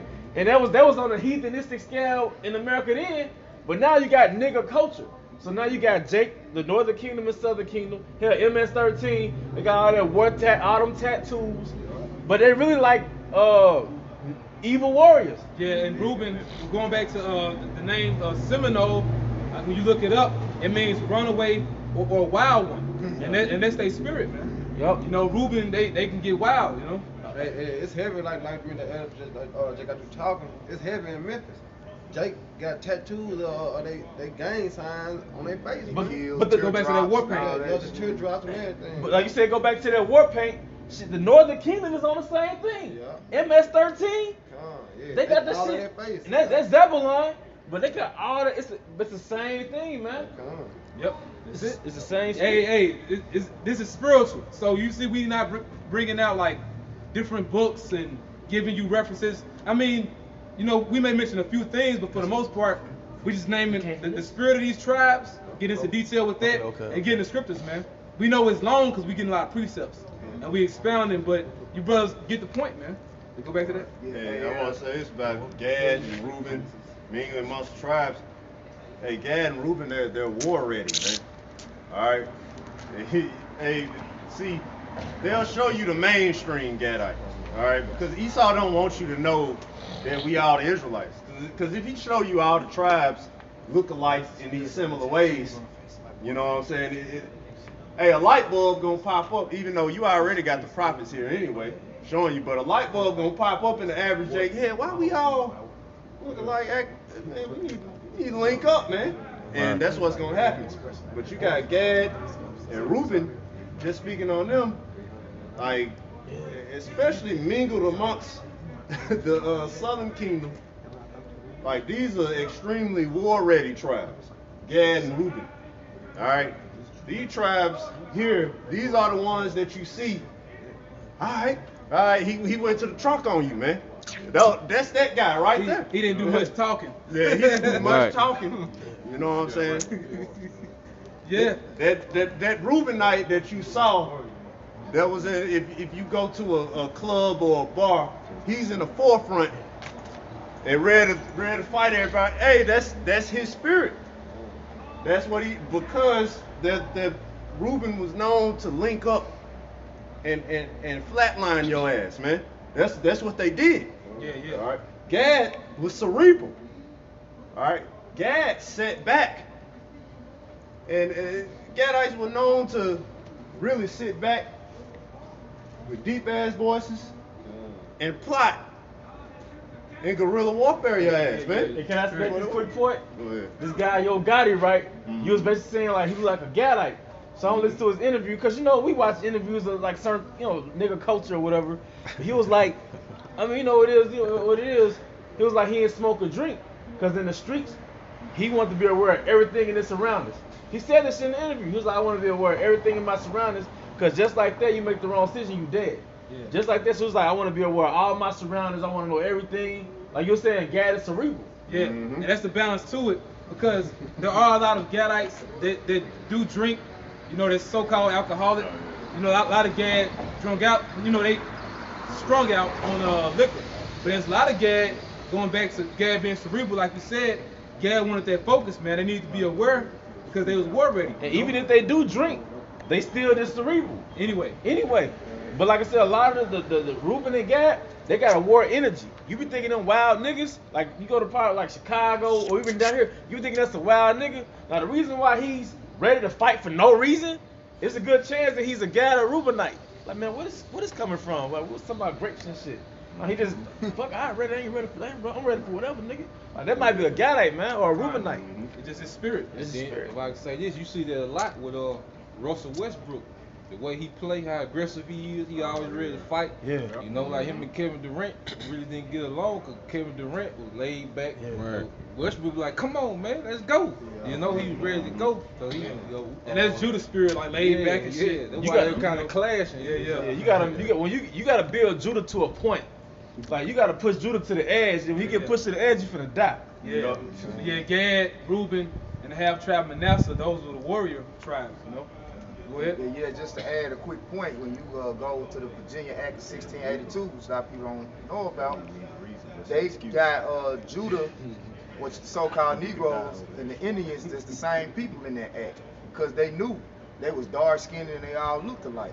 They couldn't really make a separation. Oh, well, we just gonna say they the same people. Yeah. He would group them together. So ignore what's called black Seminoles or black Indians. Right. That's the stigma. And then sometimes Esau would just change it to black period. When he'll know that it's Gad or Reuben. That's why I don't know if you just mentioned it, but that's why Esau, if you got a little bit of so-called black in you, you automatically black. That's why he did it. He don't want you figuring out. He don't want you putting the pieces to the puzzle. All right? Because if we was all walking around and we all had the records, oh no, that's Gad, that's this, that's that, or he just say Native American, Native American, Native American, Native American. Hey, this is black. Hey, eventually everybody was looking at, well, why the hell we look just alike then? Right. That's easy to put the pieces together on that. Yeah. But then at the same time, it was beautiful because it helped preserve Israel. Yep. If you were just to know and identify who every certain tribe is, Esau could just group us all together, man, and get us all. But he messed himself up, man. Yeah, he did that to like kind of use us for we knew to build America. Yeah. So we wouldn't know and use us till he could use us no more. We had us working and shit for free. You know what I'm saying though? Yeah. And we still don't know. Some of us still don't know who we are. You know. But we fulfilled Jeremiah 50 and 33. The children of Israel and the children of Judah were oppressed together. Gad and Reuben and Judah all right next to each other working, man. All right, go back to that. All right, this is Genesis 49 and 20. Out of Asher, his bread shall be fat. Right, Asher, so-called Incas. Today, the people of Colombia to Uruguay, all right? You know, Colombians to Uruguayans, okay? You got the people in Brazil, all right? You know, hey man, when you look at the tribe of Asher, man, people in South America, the spirit that they have, man, it's a rich spirit, okay? And Asher or Ashar, it means happy, okay?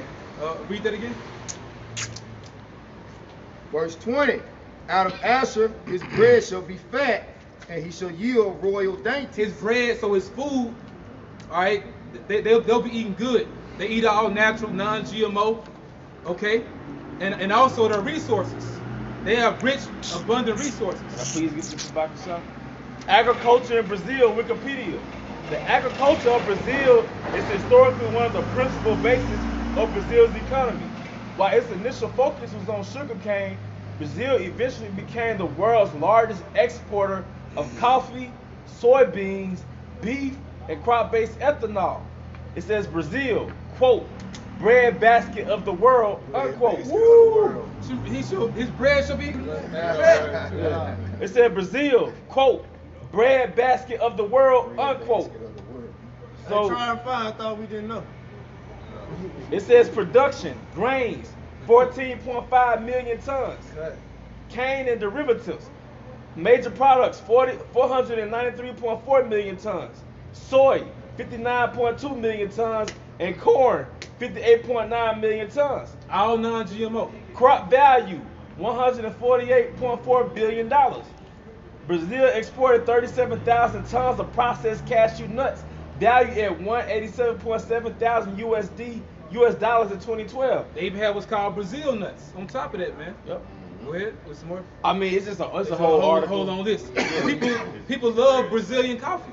Like Brazil is known for so much, man. They're known for their steak. Okay, so that them royal dainties, man. His bread shall be fat. People know about Carnival. All right, they know about that, man.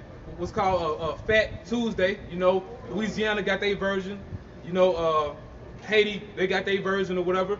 But mainly down there in Brazil, like, man, people eat a lot of food during that time, man. And Brazil actually, I'm trying to pull it up now. Brazil actually has dainties. Yeah. From Brazil, like, because a dainty, because if we can get the definition for it, if we got time for it. You're going to royal delicacy? Yeah, because dainties go back to delicacies. Yeah. But Brazil actually has little delicacies that they're famous for. It's like 10, 11, 12 different delicacies. Crepes. Because if you look at the word delicacy, I can just look it up right quick. Yeah. If you look at the word delicacy, it goes back. It goes back to like little cakes, little desserts, little handheld desserts. And Brazil actually produces that, man. Yeah. And Like them strudels. Yeah.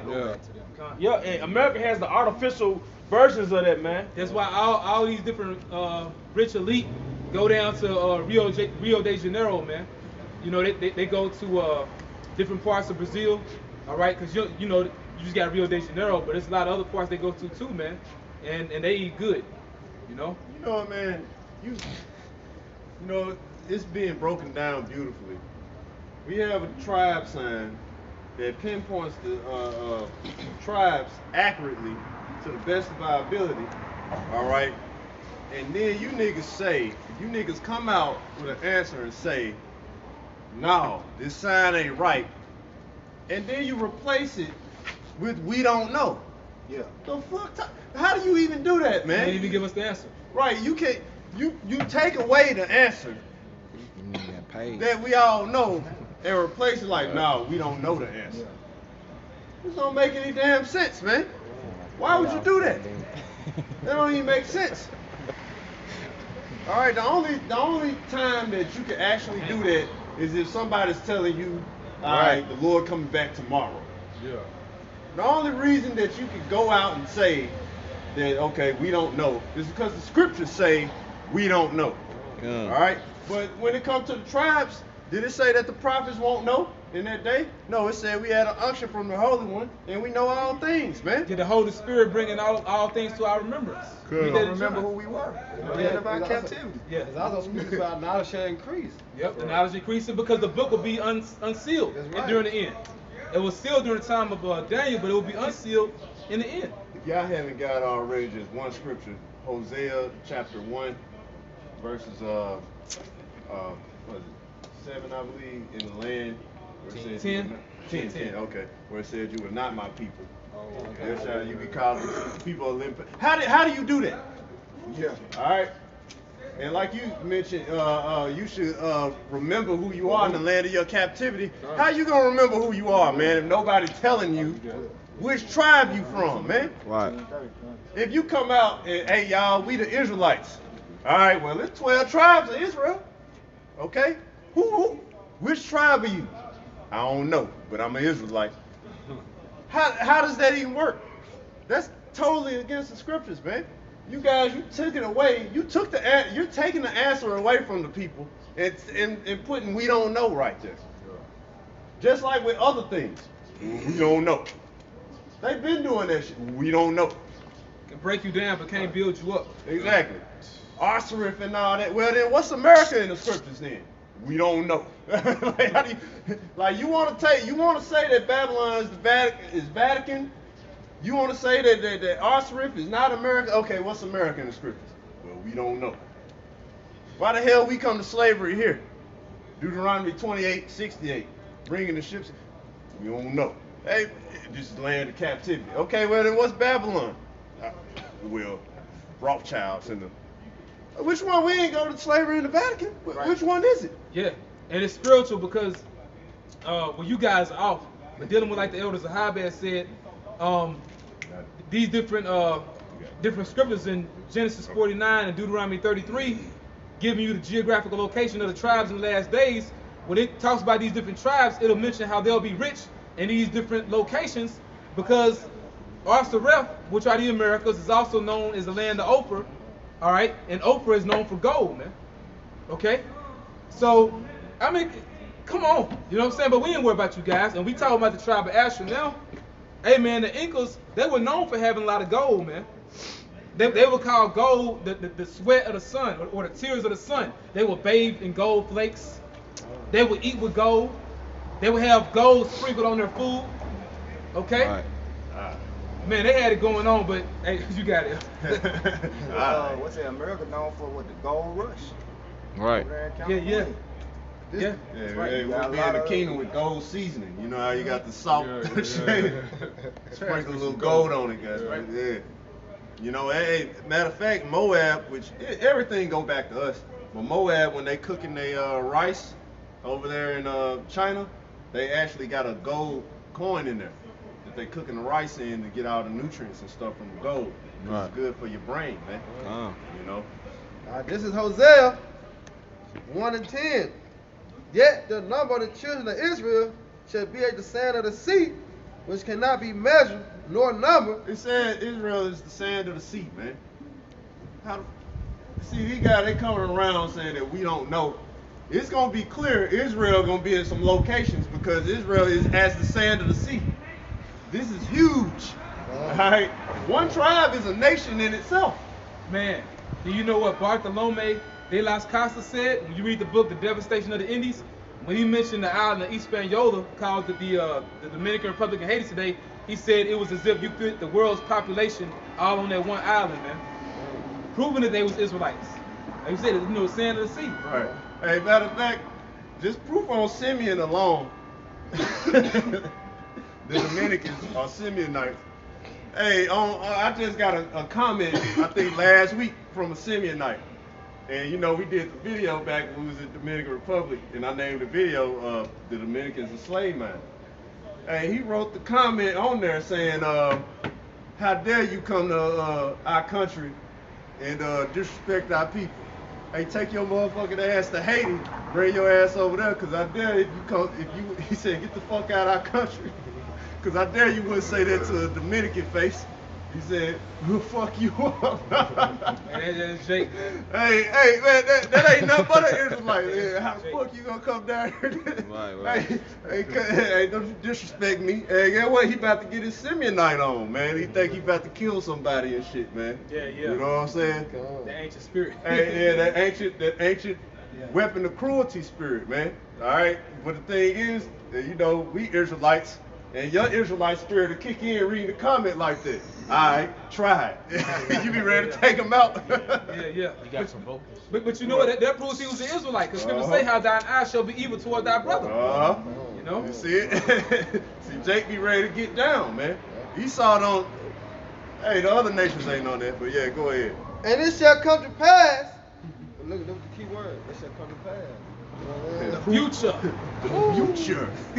Prophecy. Something you guys are not familiar with because you're not familiar with the spirit of Yahweh Shai. All right?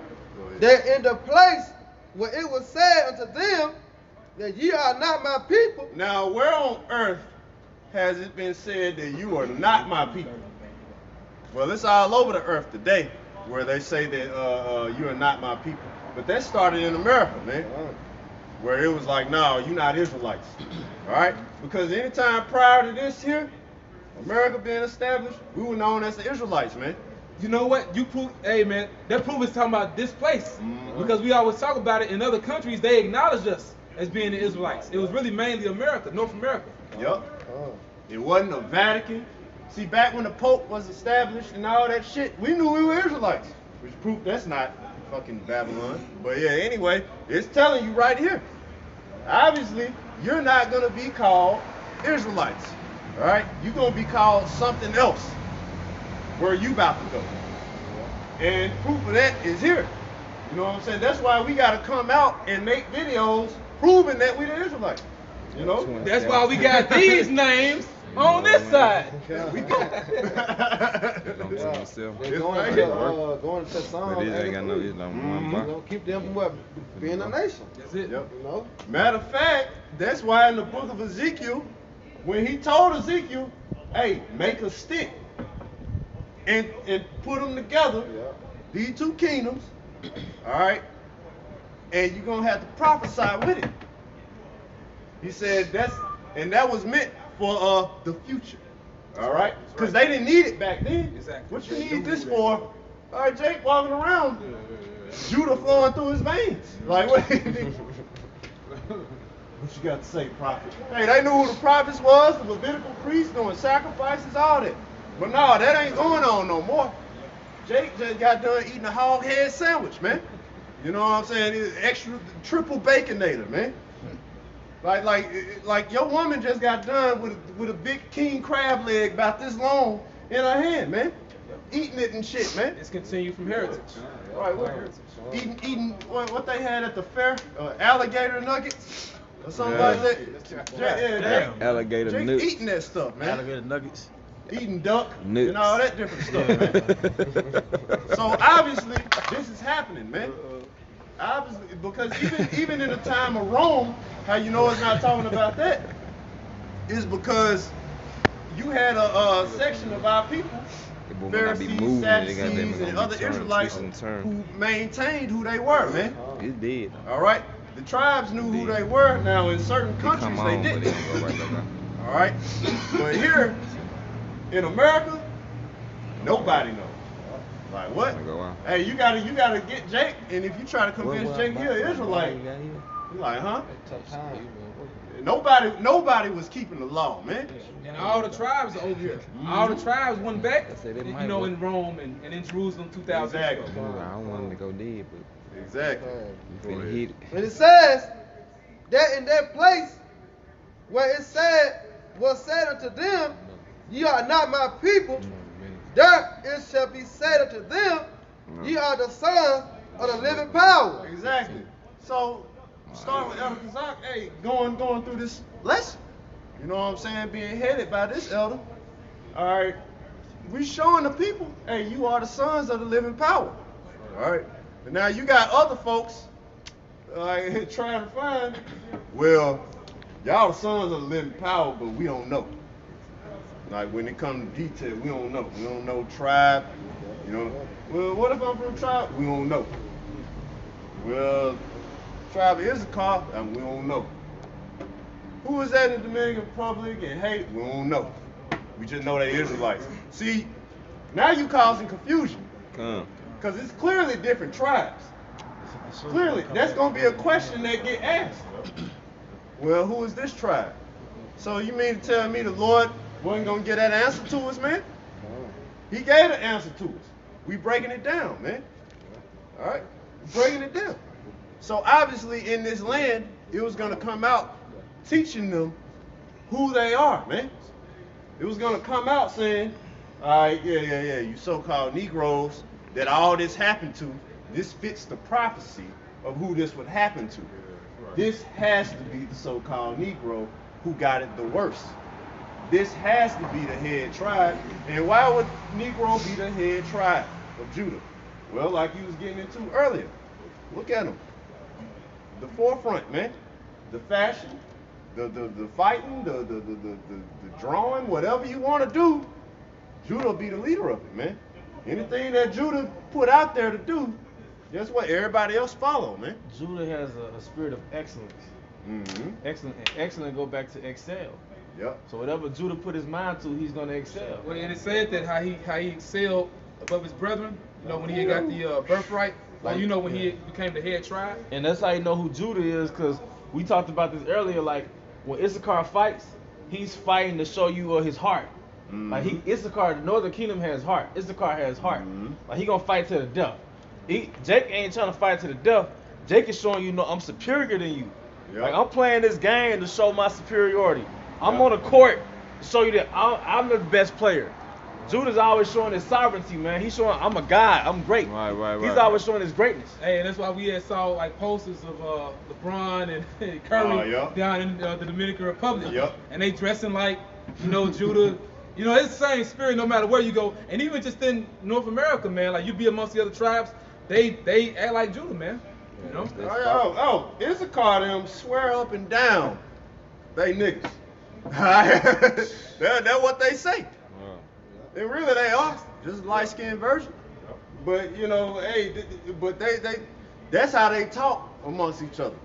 If you dealt with a Northern tribe woman or Issacharite woman, she can tell you that's what they do. They don't like Judah.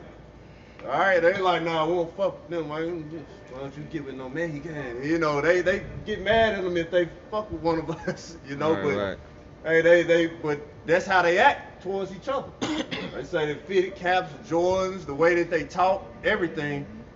You just talk to one of the women. They'll tell you, hey, look, they act just like that. That's what they want to be. So yeah, that's how you know when it comes to Judah.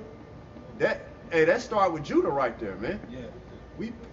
That's an easy way to pinpoint one of the tribes. But when it comes to you guys, we don't know. We don't know if it's Judah. We don't know. Now I can't just say your bloodline go back to Judah. All right. It may not. You know what I'm saying? Hey, one of you niggas walking around talking about you an Israelite, you may go back to the Ham. All right. You might go back to the Edomite, man. Like I was wondering why he never got them flies off his face. Right. He ain't do shit. See, that's why we know you an Israelite, man. You know, but hey, we could be like, hey man, you don't know if you go back to Ham. You love getting your head lined up, man. That's that Egyptian shit, man. Yeah, Canaanite lined up. Yeah, you got that Canaanite spirit going on. Hey, Jake get mad at you then, man. Hey, but even what you just mentioned about dealing with Issachar, you know, we read how Issachar's spirit is like a strong ass, which is a donkey. They're hard workers, but a donkey also is known for being stubborn. Right. You know, so you see how Issachar is, man. They stubborn when it comes to them waking up to this truth, man. And they stubborn when it comes to acknowledging the other tribes. But now you see Issachar waking up, so everything has balance to it, man. You know, they coming back. But yeah, you get that for the elder. That's Baruch 2:30. For I knew that they would not hear me, because it is a stiff-necked people, but in the land of their captivities they shall remember themselves. Exactly. So how you gonna remember yourself if you don't have no tribes or nothing to pinpoint anything? I'm a Israelite. tribe. Well, what about the rest? I don't know. But hey, you not gonna, hey, look. Hey, don't worry about all that. We Israelites though. Like, come on, man. You gotta relax, Jake. You going too hard, man. All right. I know you got a personal hate vendetta going on towards brothers in Great Millstone and different stuff like that. You hate the apostles. You want to claim the book untaught you and all this other shit. But hey, man, you gotta chill the fuck out, man. You done deleted all your videos. Like, so all y'all work. You know what I'm saying? You done deleted it. You know what I'm saying? You know, Jake, you going hard, man. And you on a fast path to destruction. Like, you destroying yourself. If you destroy your whole body of work, hey, man, you finna destroy yourself, man. Yeah, you just destroying your body. Right, you destroy your whole body of work. So it said in our land, we gonna be brought to remembrance of who we are in the land of our captivity. And that's clear what's happening now, man. All right? It's prophecy. Now, it's not easy to them that's not in this truth, but it's plain to the holy, man. All right, because it deals with faith. All right? It deals with faith. All right? So when you got Negroes, West Indians, Haitians, Dominicans, Guatemalans, to Panamanians, Puerto Rico, on down, you know what I'm saying? And you look at these tribes and what they doing, you know what I'm saying? All right, so what if you want to make an argument and say, no, the Cubans, not Manasseh, the Cubans are Ephraim, and actually Puerto Ricans are Manasseh. Come on, man, what the hell you doing? All right, you know what I'm saying? Jake be trying to find something, you try to find a flaw in just any little minuscule thing, man. And this thing is bigger than you, man. And this is perfect, man.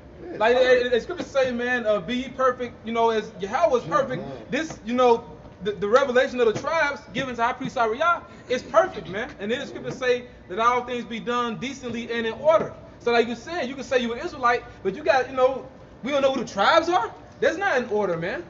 Because you know, hey, man, really what it is, the Lord took the spirit from you guys.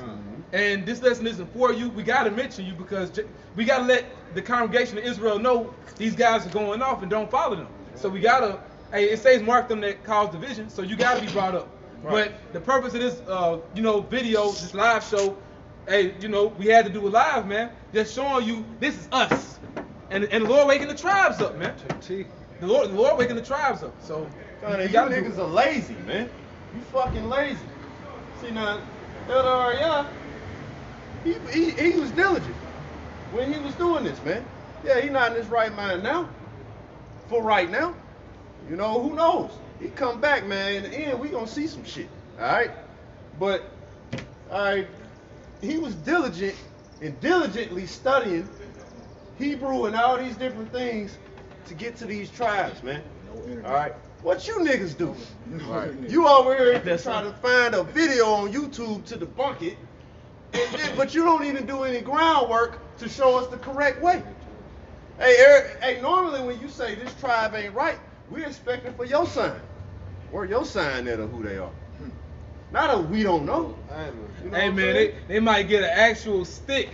Like not a plank, but they might get like an actual long stick with just these names on it, you know? All the way down, and then they might have Dan on it too.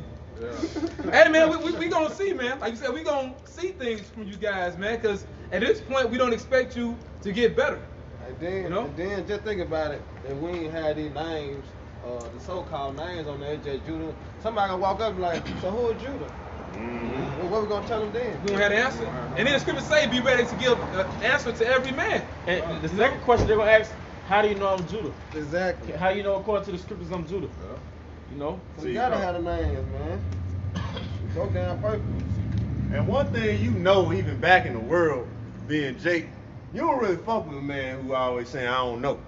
You know, that's something that, so who is it then? Hey man, we ain't listening to, hey, you'll be talking to your, hey man, we ain't listening to this nigga, man. Come on, man. You can't trust him. Yeah, you don't know, cause he don't know nothing. He don't know nothing. He always got something to say. Cause even when you amongst, you know, back in the world, you'd be amongst your so-called friends. You know what I'm saying? You would have that friend who always telling you your idea or your plan is wrong, but then you ask him what he think, I don't know. Man, you always talking about something wrong with what I'm saying, but you ain't got no solution. See, y'all ain't got a solution. All right? The ministry of reconciliation has been given to us from Yahweh Shai. Take it how you want it, niggas. All right? Take that how you want it. Take that like P. Diddy said. All right?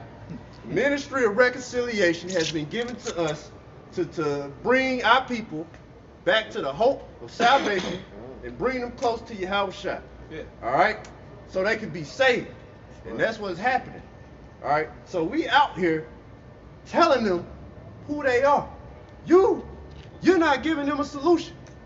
We bring the solution through the scriptures. When they ask you, we don't know. When they ask us, let's get the scripture, brother. That's the difference between us and you. All right? And the other thing is, we've been doing this. All right? You were once doing this, and then you changed. Yeah. All right? So when you go home to your woman or whatever, your woman, I'm pretty sure she remembers 3-4 years ago, you were saying all this to her. Now, 3-4 years later, you done switched up. You done probably threw away some shit in the house. And all this different stuff. And you angry as hell at everybody. Yeah. All right? No respect. Where your respect go? You can respect a man even if he ain't got the right doctrine. You can respect a man who firmly believes what he believes and he stands for it. Now you can respect somebody like that, a Jake in the world or whatever, if you know his stance on something and that's just the way that he is and he ain't budging for nobody, you can have a certain respect even if he in the world. Like, this is how he ain't going for that. And it's the same thing with us. You look at us, hey, this is the truth. And we know it. And you can see by the growth, and you can see by the way that the Spirit is dealing, man. That fruit is the house of David. And King David said, how my heart is fixed, trusting in Yahweh, meaning it's firm, he's rooted. You guys wasn't rooted. And going back to, I was doing a lesson a while back, man, how we got the keys to the kingdom, beginning with King David, by way of Yahweh Shai. He got the keys, man. You guys, you lost the keys, man. Yep. If you lost the keys, you locked out the house. Yep. So that's why you ain't doing it no more, man. You're not building anymore. All right? You still got that 33? Yeah. Did you want something else, Elder? Or you? Oh, no. All right, let's go back to 49. We'll finish this off, and then we get 33. All Run through it. I had quickly with one. Go ahead, quickly. Let's go back to it. It said, this is the second epistle, beloved. I now write unto you. say Salak.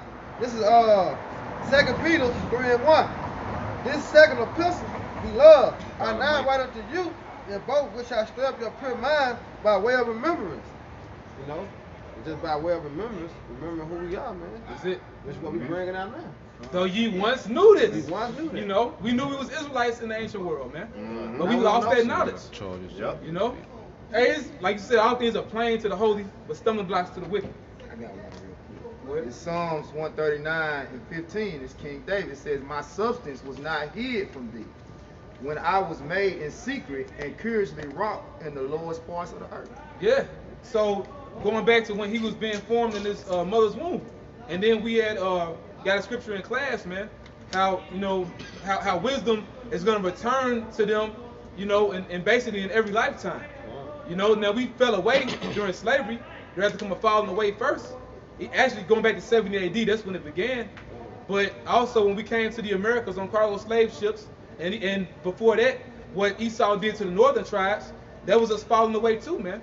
We forgot who we were, man. You know what I'm saying? But hey, it says how wisdom shall returns to them that practice her. Roughly paraphrasing, man. In all ages, entering into holy souls, man. So if you was a man of Lord in the past, man, you're gonna come back into your life. All right? And didn't the scripture say that we should go into captivity together? Yeah. All right. So northern and southern kingdom went into captivity together, man. And it said there should become a falling away first. So that's actually against what y'all teaching, man. All right. That falling away happened. We lost our heritage, man. Okay. Nobody knew who they were. So you had the northern kingdom and the southern kingdom in slavery together. Same time not knowing who they were, man. Same time oppressed by Esau. Same time all being indoctrinated with all this false doctrine. Psalm 83 hit all the tribes. And now you see it back today. The word is being pushed out. And the tribes are getting it together. Starting with Judah. Yeah. All right. And that's the order. And then it's a well-known fact. You look into secular history. You look at what the Spaniards, the conquistadors, did to the northern tribes, in particular on the islands, but really all throughout North, Central, and South America and the islands, throughout the whole Western Hemisphere. After they enslaved the Northern Kingdom, you know, so-called Taínos, so-called Mayans, so-called Incas, so-called Aztecs, so-called North American Indians. After they did that, they murdered so many of them. You know, they didn't murder all of them, of course. You can't get rid of, you know, the whole tribe, you know. But after they murdered so many of them, they had to replace the workers. They did that by bringing Judah, Benjamin, Levi from the west coast of Africa, man. So hence, like you said, us going to captivity together, being oppressed together. All right? All right, back in Genesis 49, Genesis 49, verse 21. Naphtali is a hind let loose. He giveth goodly words. Right, man. So the tribe of Naphtali, or which is Naphthalia, all right, it means resting. Okay? And which they're a wild tribe, and as of right now, they're rebellious. You know what I'm saying? They're a hind let loose. You know what I'm saying? A hind is a deer. Okay? But they're coming back too, the elect of them. The whole point is the Lord has an elect. Okay? And it said he giveth goodly words. That's how the so-called Indians from Argentina to Chile, all right, they were peaceful, you know, towards the Spanish, man. They gave goodly words. As a matter of fact, you got Buenos Aires, which is the capital of Argentina.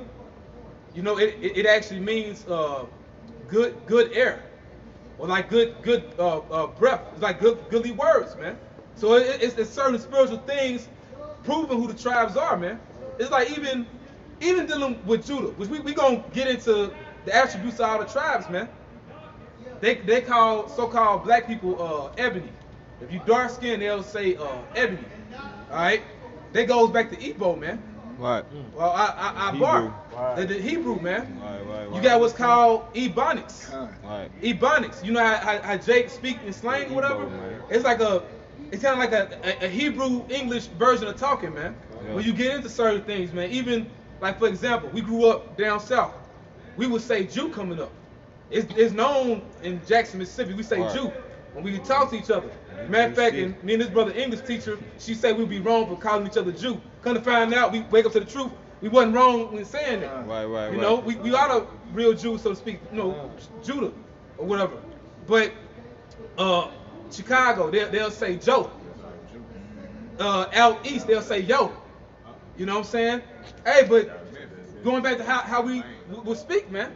We would speak Hebrew, really, originally. Right. Matter of fact, Jake, when they call their mother Mama really is Alma for mother. You know what I'm saying? It's a lot of different things, man. Right. A lot of spiritual aspects dealing with the tribes. You got the Gullah. All right, you got the southeast coast of America. You got the Gullah, which was Israelites that were known for actually speaking Hebrew, man. They're the actual ones who came up with saying Kumbaya, which will come here, my Lord. Hence the show on Nickelodeon, Gullah's Island. Gullah Island. You know, so you had the Gullah. They would speak what's called Geechee, man. But they would say it'd be a mix of Creole, English, Seminole, which really, when you go into it, it's Hebrew, man. Which the brother Shalimah from Jersey, he did a beautiful lesson. When you go into Kumbaya, really it's Ka'an Ba'aya, which is here come Yahweh. So, hey man, ITR, y'all looking bad, man. Hey, like you say like negatives, like if you say no, you might be like nuh-uh, but no, it's la la. But down here we like or nuh-uh. You know what I'm saying? Showing you, even though Esau he beat our nationality out of us, he couldn't completely take it all away. It's in our spirit, man. What massa was, it meant oppressor. Oppressor, yeah. That was one of the comments. Yeah. That's it. Yep. Go ahead, Doc. Go back to that. All right, verse 22. Hey, and I'm saying this, man. And if this lesson too long for you, just watch something else, man. Come. It's a live show. That's the point of us doing it like this, you know. Joseph is a fruitful bow. Joseph is talking about Ephraim, the tribe of Ephraim, which in the Hebrew is Aparim, which means fruitful, or I am fruitful. Okay, so-called Puerto Ricans, man. You know, it was millions of Taino Indians on the island of Puerto Rico, man, before the Spanish came there. All right. Yeah, sure. Go ahead, Doc. All right, it says by a well. See, he's like a fruitful bow, like a fruitful branch by a well, by a well of water, so that branch is gonna grow, man. You know, and actually, man, when you go into it, like dealing with the Tainos on the island of Puerto Rico, man. Hey, man, they really branched off onto the other islands too, man, because there was so many of them. All right, I am fruitful, and even today, so-called Puerto Ricans, they have a lot of children, man. Are known for that. Esau makes jokes about it, saying I had so many so-called Puerto Ricans packed into a house, so many so-called Puerto Ricans in the car, and they'll say the same joke about Issachar, you know. But dealing with Ephraim, that's just what they do. They make babies, man. You know. Hey, like you said, man, it's the attribute of the tribes. They like to eat, drink, dance, and have sex, man. You know. All day and night. All day and night. Hey, it's like you had the elder or you know the apostle Hannibal. You know, he was making fun of Esau. He was like, man, you can't sing, you can't dance, you can't fuck. That's what makes us different. Because, you know, Esau wanted to be a part of this thing, man. If I could just say that, man, we don't just dominate in the sensual or the entertainment aspect. Israel. I mean, I'm not contradicting you, but it's to add on to lay back what you're saying. Because Esau had the whole thing was like, we're great entertainers. Y'all know we're a little bigger than them. Y'all know we stroke differently. You know what I'm saying? Y'all know we good dancers. That's part of the Israelite spirit. But let's not negate the fact that we are the innovators of the world. So the ingenuity belongs to Israel. We don't have to, you know what I'm saying? They got something called black ingenuity, man. Ingenuity belongs to Israel, man. Innovation, that's our spirit too. Everything you see in America would not exist if it weren't for Israel. We were made to create. We were made to create, so our minds are creative. That's why you got Jake that dropped out of middle school, but he could break down a car and rebuild a car. I got cousins that can break down a computer and rebuild a computer, man. Because guess what? We could construct a nation, and we were in our right spirit. Yeah. Well, we actually invented the car. Yep. All right. We invented. See, Esau took credit for everything that we did. All right. So the stoplight, of course, we know Jake invented that. That's in so-called Black history. But the vehicles, we invented that. The light. Who did they say invented that shit? The light from Thomas Jefferson? No. And when you go on Thomas Edison. But when you go into history, you find out it was his slaves that did it. Right. All right. It was his property, so he took credit for it. Well, so-called property. All right. Jack Daniels. It came out because Jack Daniels got sued and had to pay the families all that money because it came to find out the whole recipe for Jack Daniels whiskey was made by the slaves. Yep. All right. The cell phone, the laptop, all made by us, man. Everything that you see being made, with the exception of certain weapons, all right, because that's Esau blessing right there. But Jake had a part in that too. Jake All made right. the atomic bomb. When you go into it, Jake made that. He was always present. Oh yeah, we did everything. See, mentally, Jake is stronger, and mentally, Jake is creative. That's why all this stuff that you need, commercials and all this shit, and radio and all that, they need Jake to do it for them. All right, with all this sports and events and different stuff, the planners, the big planners are Israelites. All of this stuff, you need Israel in order to function. Any place that Israel was in history was the superpower of the earth, man. Yep. Ancient Egypt, 16. they needed us to build ancient Egypt. Yep. I got a quick one. This is Jeremiah 51:19. The portion of Jacob is not like them. Right now, the portion of Jacob, that's talking about our power. The Heavenly Father Yahweh, he's different from these other gods. But also you can apply it to the Lord's people. We're different from the other nations. Go ahead. For he is the former of all things. Right, that Yahweh is the former of all things, but us being the sons of Yahweh, us being the Israelites, those same attributes will be in the Lord's people. So, you know, so like the elder's saying, man, we're innovative. Yeah. We create. Hey, man, ITR, man, and you other guys, y'all going in the way of Cain, man. What was Cain? Well, his name, Koyan, it means spirit or dagger. Basically, y'all destroying, man. See, we're building up here. We're building our nation, man, but y'all destroying, man. You being like the so-called white man, man. All right, matter of fact, you know, Jake's so creative. Hell, ITR, proof y'all Israelites how creative y'all are. Y'all done created this bullshit and doctrine out of nowhere. I'm talking about, like Esau couldn't even do it, man. Nah. Esau on the laptop, he saw y'all put the video. See, right here. This is what we need. Guys like this. Yeah, they probably took the purse, though, man. They I might. always say that. Y'all probably got deleted approached. the videos and everything. Yeah, y'all probably got approached, man. Yeah, and they doing the same thing as the other Israelite camp, the other figures. Yeah. Going in the claim, teaching. Yeah, we seeing the transition. Yeah, and it Hey, says, if I can say this, you know it's bad. Hey, if y'all really didn't sell out, you know it's bad.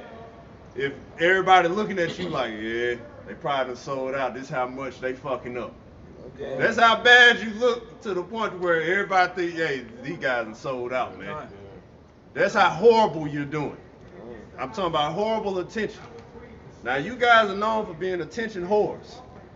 But man, this is worst attention that you could ever get, man. At least when Jake be in clubs and bars and stuff, he got all these chains on and whether it's fake or not, you know what I mean? Fake Jordans and whatever he can do. Stand on the bar or whatever. Hey, he pop bottles and pay $200-300 for a bottle of sparklers. All right. At least it's to look at him like he's looking good. Like, yeah, I got it around here. You know what I'm saying? At least it's that. But you guys, it's like, no, they done lost it. Look at them. Hey, y'all check the video out. Look at this shit. Hey, you be in class, got it. Hey, y'all, look at this. The whole camp looking. Yeah. We might need to do a video on that. That's just horrible. Like. And then the spirit world watching you, man. I mean, we see you. More importantly. Yeah. But the Heavenly Father, His Son, the angels. Hey, man, it's a bounty on your head, man. You know. and You know, Israel, you know a death angel is sitting there slugging, bro. But you know a death angel, there's probably a few of them over there by the Most High. Hey, when? I can't wait to get this. You already know it. Hey, look at it. I clear the whole camp out if you need to. You know what I mean? And hey, the death angels, they be. I clear every last one of them out. I need to. That one know. Yep. Hey, the angels, they creative. The way they can, put people to death, man. And nigga, Joshua 1, you supposed to be the head of the camp, right? The fuck are you doing, man? Yeah. Nigga, Nazariah's on the forefront of everything, mangling everything, man. Then they try to talk in this peaceful. See, you guys, we're not here to go and debate these guys. Look, man, that shit don't work, man. Nigga, woman do that shit all the time, man. Try to talk in a peaceful voice and all this shit. Like, bitch, you're a gold digger, all right, and you're a whore, okay? Like, come on, all right, you're stripping right in front of me, and you're telling me how much of a lady you are. Look, take this one and keep going, all right? Yeah. Talk to me more, though. I just want to hear a conversation. Hey, and that's what they are, man. You're like attention whores, and you're trying to make it like you're not. You know what I'm saying? You're trying to make it as if you didn't change the doctrine. You're telling people that you ain't changed the doctrine. Instead, you've improved. Yeah. That's what they're saying. You've improved, and you found the flaws of the One West doctrine. Hey, you're trying to word it like, look, man, bullshit is bullshit. No matter which, the bull is right there, and you see the shit right there. It's like, don't tell me that there's chocolate pudding, man. It came straight from the bull, and that's y'all, man. Yeah, they want to make it like a Febreze commercial. Right. You know? Yeah, they the Febreze. Yeah. Like we can't see the trash, man. But it's fine. Hey, somebody got to play that part. We just say the water you have about Shemi outside that it ain't us, man. Prophecies got to be fulfilled. and it said, and Israel is the rod of his inheritance. Right, so we would inherit those creative attributes, man. That's right. Being the former of all things. So like you said, from the stoplight to the cars to the computers, okay, everything that you see, man, you know, was basically made from Jake. All right, go ahead. The Lord Yahweh of armies is his name. Right. Right. Let's go back to that. I got something going to what you said that they got to fulfill prophecy. It's 2 Timothy 4:3. For the time will come when they will not endure sound doctrine. Right. You won't endure sound doctrine. A sound is going into a whole or wholesome or healthy. Indeed. So because this doctrine is life, man. You know, you don't want life. You didn't want everlasting life. You wanted shine, man. All right, and you, like you said, like brother had said, man, you getting all the negative attention that you want. Okay, well, it says, but after their own lust shall they heap to themselves teachers, having itching ears. Right. Yeah, heaping to yourself teachers. You listening to guys that you really don't even know, man. You know, Naphtali Ben Naphtali, which we watched the video. All right, you know we got different videos that we watch. All right, we watch those different cats, man. We keep up with what's going on. We see certain interviews, okay? But we didn't get tripped up by that. And let's say if our business did make the sign's still right. Even let's say hypothetically if he thought it was wrong. All right, which we believe according to that video when Naphtali Ben Naphtali said Pops, he wasn't talking about our business, man, because he was mentioning other men in that interview. All right, but even if he was talking about our business, this sign's still true. But see, this is making a separation, man. If Scripture say, blessed is he that cometh in the name of the Lord, beginning with Elijah, which is John the Baptist, which is our business, the Lord used him to make a separation, man. To restore all things, man. Because when you watch some different interviews that guy Uziel had did, when he was interviewing Naphtali Ben Naphtali and interviewing other guys from the commandment keepers and from the Tanakh school, basically they was all saying there was something different about our biblics, you know. Which Lord will, we gonna put the videos up, you know, making it short, sweet and to the point. He would end his sermons with the Lord's Prayer, okay. He's the one that received the Lashon Kodash first, all right. But you know, High Priest Ariah, or you know, just saying Ariah or Elder Ariah, he took it further, all right. But hey, the Lord is dealing with certain men, man. It could take one man that's gonna make a change. Hey, he was speaking on when Elder Ben was speaking. Everybody listened. Everybody listen, yeah. That's spiritual. Yeah, that's spiritual, man. Yeah. And niggas like y'all, just like Jake back then, they don't like seeing nothing like that, man. They don't like. That's why everybody gun for Apostle Hart. Apostle Hart be making videos talking about prophecy, man, and things that go on, and he make videos dealing with brothers at Great Millstone. But for some reason, everybody just gun for him. T-God, Pastor Hart, he the one who did it. I'm talking about, you see all these videos, Jake be Hulk Hogan, man. It's a horror shot. Yeah, y'all like making all these jokes, like he don't even talk about y'all, like he doing, like why do you have this big vendetta against him? Well, that's the thing. See, Jake hate when men of the Lord are exalted. It's because you're wicked, man. Yeah. So when they see, just like you, Element, I'll bring you up. Hey, when Elder Yashawamba was first called Elder, which he is, he deserved the title, man. Put in the work, man. You check his body of work. Work speak for itself versus what we can speak any day, man. If I could say this, man, familiarity, not man, but elder. Familiarity breeds contempt, man. Mm-hmm. All because you was with him, man, and you was in his house when he took his shit. He opened up the restroom and the shit stunk like every other man. You saw the man break down at his weakest point, and you built him back up. You heard him fucking pass gas. You saw him get rejected over a female. All because you saw the man make mistakes. Just like you, that don't mean they're not elders, man. That don't mean that when they get elevated and inwardly you think, man, how that nigga get it? They don't understand that there are no perfect prophets. Yeah, there are no perfect prophets, man. But with somebody else that you don't know is a supervisor or whatever, you don't even challenge that. But with somebody that you know you was raised with, you don't see that because you still see the human side to him, man. Even if you're a man of the Lord, you're the elect, you still a human, man. Yep. So hey, speaking about Elder, but speaking about Apostle Hart, hey, going back to what they said about the Apostle Paul, he was as a pestilent fellow, man. So, hey, man, men of the Lord, like you always say, they shade the tree and they stir the pot, man. Oh, they make the changes. That's a cut on Nate, man. Nate did in this video. Kato was supposed to be a GMS. He was going against Nate. This was like one of their popular videos, and they was like, basically trying to say that they were really doing the right thing, because he was like, now Yahweh Shai and the disciples, were they doing what Pastor Hart was doing, or were they doing what we doing? Because the Pharisees is coming after Yahweh Shai. Right. So he was trying to say that they in the spirit of Yahweh Shai, because we, like the Pharisees, are coming after them. But you just like you said, in the spirit, Paul was a pestilent fellow, man. Yeah. So he was getting out of air. Anybody that was going against the truth, he was getting at them, man. Yeah, that's why, like you said, Apostle Hart, he's the focal point in Israel. And we're the focal point, being the fruit of great millstone. So, hey, you seeing changes, man. All this edification, man, and we mainly get on prophecy. We get into all aspects of truth, because scriptures say how wisdom is manifold, but mainly getting into prophecies, man. Beginning with Apostle Hart. So, other men have labored, and we have entered into their labors. Jake don't understand that this thing is a legacy. Like you said earlier in class, this thing bigger than us. You're not going to come up and start your own thing. When you come in the right way, you continue where other men left off, man. That's how they start. For example, Lord forbid it happens. Lord will, our apostles, they see the end, which Lord will is this year, man. But hypothetically, if the apostles went back to the spirit world, a lot of Jakes will fall out the truth, man.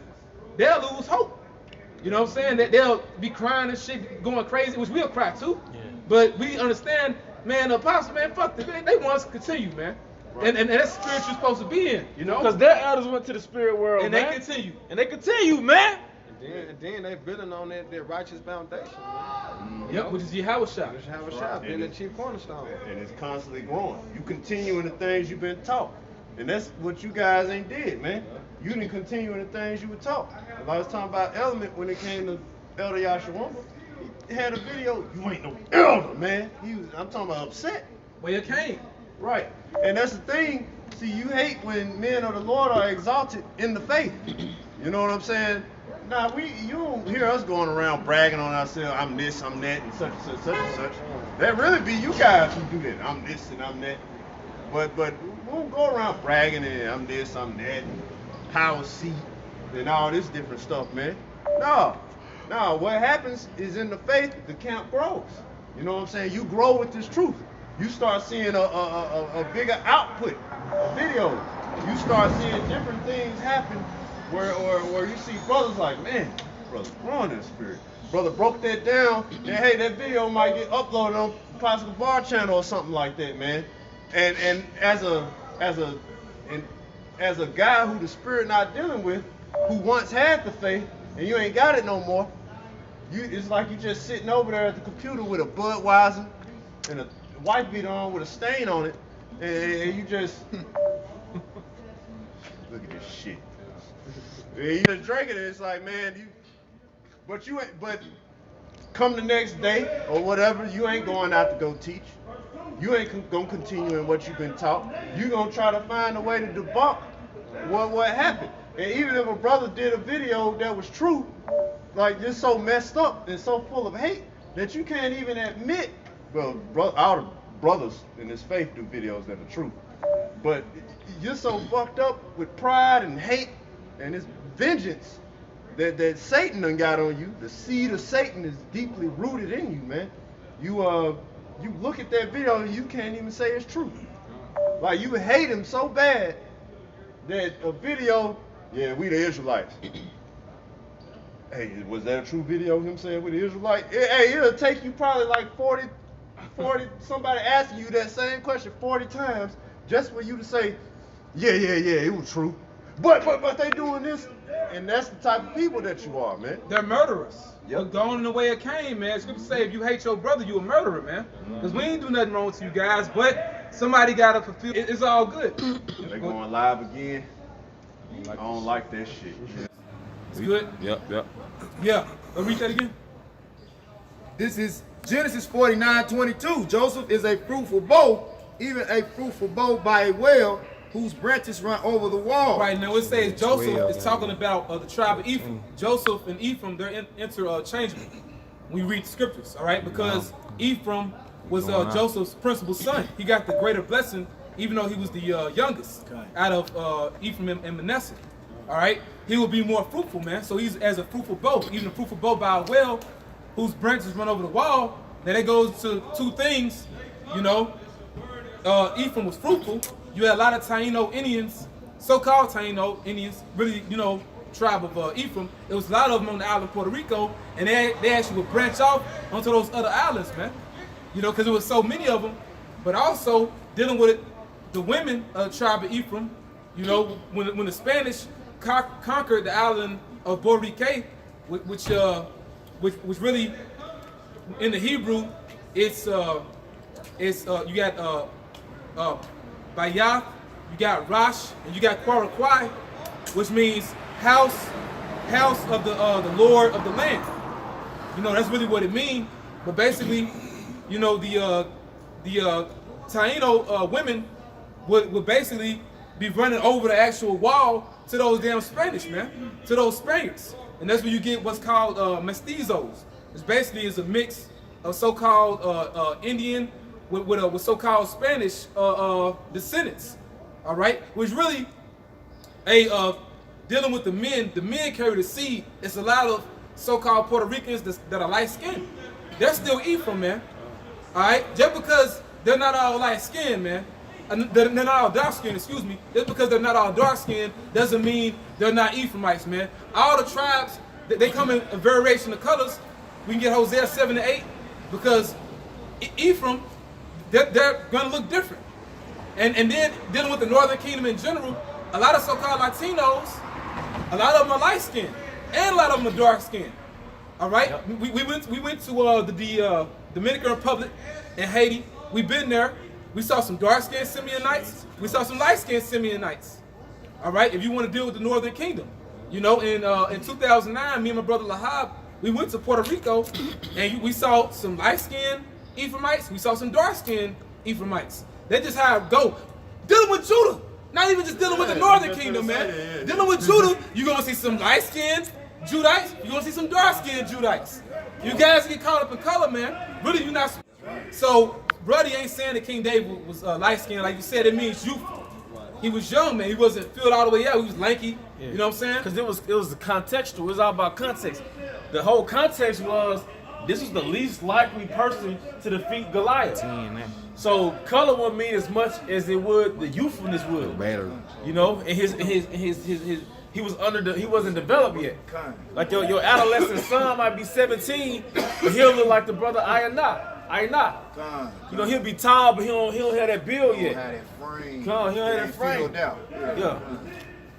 Yeah, that's not like well, about it's niggas all in the good. world. Like Dwight Howard before he. You remember? He was real lanky and skinny. Yeah. He had to develop. Yeah. Like LeBron James when he was 18. Right. You know, now look at LeBron. He's fully developed. Jake is all shapes, sizes, colors. You know what I'm saying? You're going to have light-skinned Jakes.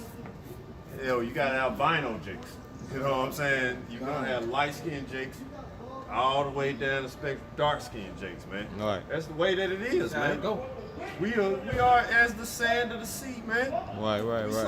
We some of everything, man. You know what I'm saying? Like that's what we were made to be. Some of everything, man. Does that make us not Israelites? Right. According to these guys. But you know what? For the sake of this breakdown, which I may do like a real concise one, but this is the spirit. This needs to come out anyway. This is urgent, you know. So, but we can just go and run it down, and, you know, the spirit get on something else before the battery dies. So just keep going. yeah. All right, 49 and 23. So we was getting on Ephraim, how Ephraim, you know, they're fruitful, but get how they a cake. All right, this Hosea 7 and 8. Ephraim, he have mixed himself among the people. Ephraim is a cake not turned. Right. So Ephraim is a cake not turned. So if you flip a pancake, all right, dealing with a pancake when it's on a skillet, the bottom is dark, but the top is light. You know, so we come in a variation of colors, man. Range from a light brown, or even looking like an Edomite, some of us, to very dark brown. That's how I go, man. All right, go there. All right. Genesis 49 and 23. The archers have sorely grieved him. We're talking about the Spaniards. And shot at him, and hated him. Right.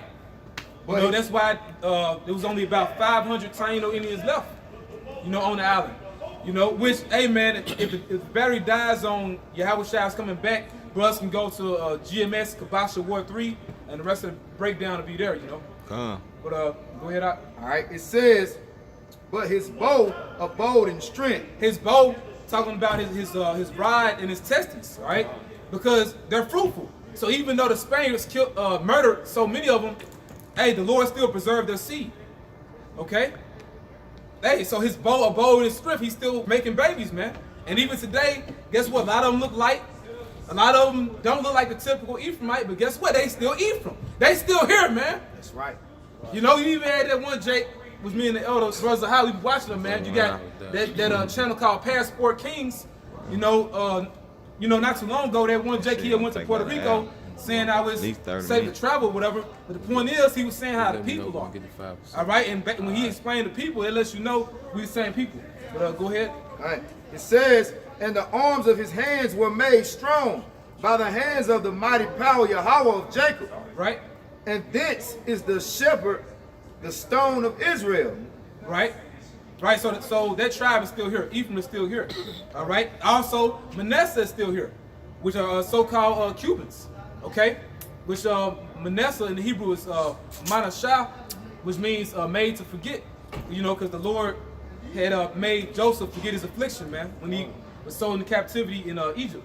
But go ahead.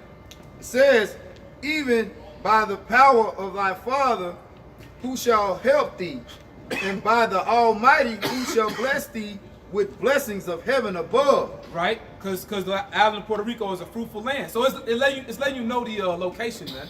All right, go ahead. Blessings of the deep that lieth under. Right, you got bioluminescent waters over there, man. You know, water that glows at night.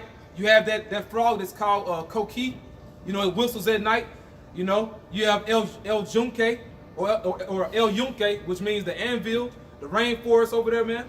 All right, all types of different exotic fruits and vegetables, exotic animals and stuff. Go ahead out. Blessings of the breast and of the womb. Right, they're fruitful.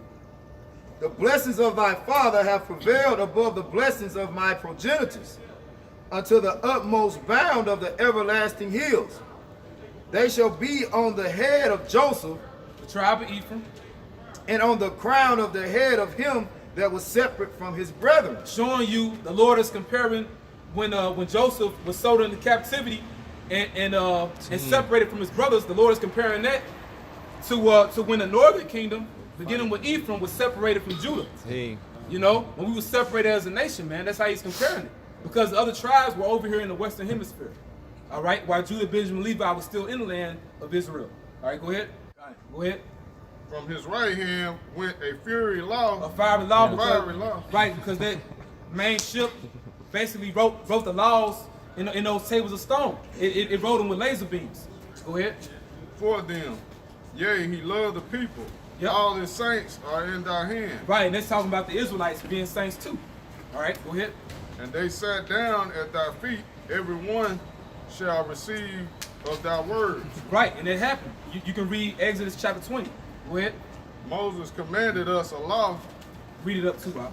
Okay. Moses commanded us a law, even the inheritance of the congregation of Jacob. Right, go ahead. And he was king in Jeshurun. Right. So Moses was our first king, which proven in the spirit, Moses is King David.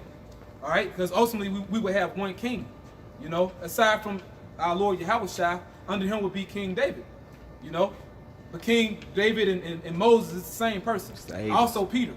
All right. You know, and Jeshurun in Hebrew is Yashurun, which means the first. Okay. By focusing. Go ahead. When the heads of the people and the tribes of Israel were gathered together, let Reuben live and not die. Right. Let Reuben, the so-called Seminole Indians, live and not die. Go ahead.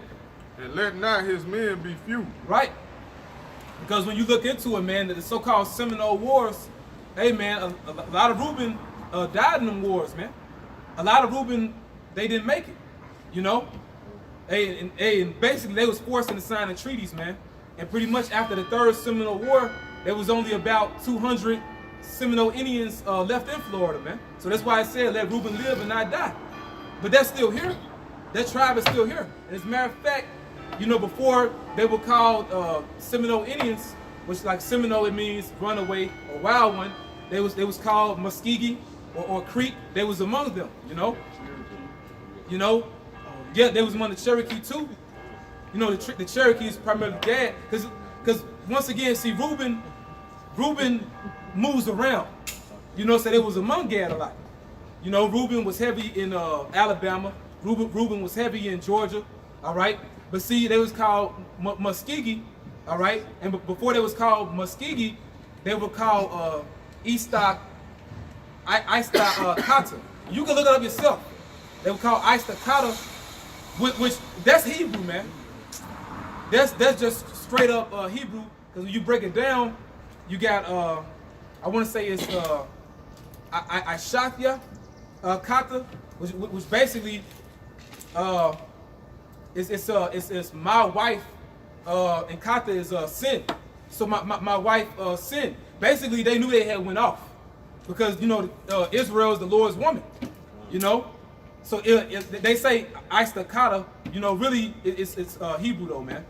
You know, but once again, they're still here. You know, so you got some of Reuben, they've been pushed out to Oklahoma because of the Trail of Tears, but a lot of them are in Florida. And then as a whole, a lot of them are just scattered throughout the South, man.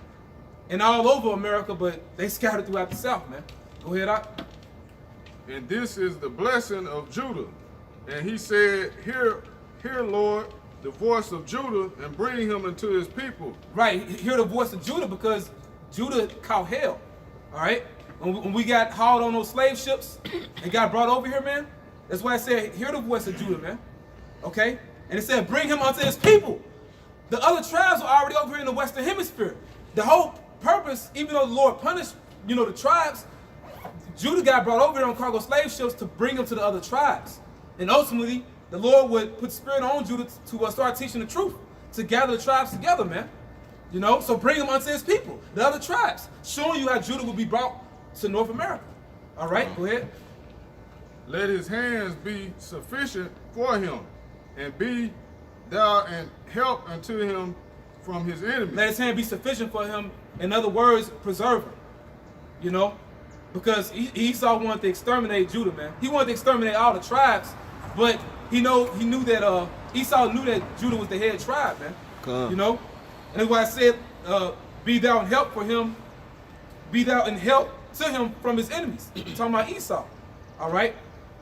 You know, even going back to Joel, all right, it's to say it's how Egypt shall be a desolation and Edom shall be a desolate wilderness for violence against the children of Judah. Because they have shed innocent blood in their land, man. Talking about what Esau, you know, did to Judah, man. And that's why Judah gonna be a terror unto Egypt. Hey, man, Judah about to tear some shit up, man. Go ahead. And of Levi, he said, let thy Thummim and thy Urim be with the Holy One. Right. Because Levi were the priests. Once again, Levi in the Hebrew is loyal, which means joined to me. They were joined to the Most High. All right? Oh, okay. And that Thummim and that Urim, you know, which is lights and perfection, that's how the Lord would answer the priests. Okay? Even today, man, like you got these different witches and warlocks, they have what's called a crystal ball. You know, the priests, the Levites, they had that on the right-hand side, man. That's where Esau get that whole concept from. Even the concept of the computer and these smartphones and tablets and all that, they go back to the Urim and the Thummim, man. You know? Go ahead. All right. Which basically is like a gateway to the spirit world, so to speak. Go ahead. Whom thou didst prove that Massa, and with whom thou didst strive at the water of Meribah. Right. You know, the waters of strife. You know, pretty much you had a lot of you had a lot of Levites that was, you know, pretty much bucking up against Moses because of the order. All right. Which Moses, he was a Levite himself. All right. The Lord deals with order, man. But go ahead. Verse 9. Who said unto his father and to his mother, I have not seen him, neither did he acknowledge his brethren. Right, right. Now he had said that to Jacob. He didn't acknowledge when Joseph got sold into captivity. Like basically, I ain't see him, you know. But it said he didn't acknowledge his brethren. You notice with Levi, they got that tribal pride, man. You know. Go ahead. Okay. Nor knew his own children, for they have observed thy word and kept thy covenant. Right, because they still got that spirit today because they were the priests. You know, the priests, they had the best of everything, man. So that's just the type of mentality they had. Go ahead. They shall teach Jacob thy judgments and Israel thy law. They shall put incense before thee and hold burnt sacrifice upon thy altar. Right, go ahead. Bless Lord his substance and accept the work of his hands. Smite through the loins of them that rise against him. Which are those French? Go ahead. And of them that hate him, and they rise not again. Right, go ahead. And of Benjamin he said, the beloved of the Lord shall dwell in safety by him, and the Lord shall cover. Right, because Benjamin is Bunyamyan, which means son of the right. That's why we had that connection with the Most High, even though a lot of them going off, they Rastafarians and stuff, but they'll still speak about the Most High. You know, go ahead. And the Lord shall cover him all the day long, and he shall dwell between his shoulders. And of Joseph he said, bless the Lord be his land for the precious things of heaven, for the dew and for the deep that croucheth beneath. Yeah, we broke that down. You got the bioluminescent waters, you got the exotic animals, you know, different fruits, vegetables. Okay, go ahead. And for the precious fruits brought forth by the sun, and for the precious things put forth by the moon, and for the chief things of the ancient mountains, and for the precious things of the lasting hills, and for the precious things of the earth and the fullness thereof, and for the good will of him that dwell in the bush, let the blessing come upon the head of Joseph and upon the top of the head of him that was separated from his brethren. Yeah, and it said, blessed of the Lord be his land, man, which we have went into it. Now, that island was called Borique. The island of Puerto Rico was called Borique originally, but, you know, me and the brother Bunyamyan went into it, and that was Hebrew, man, you know.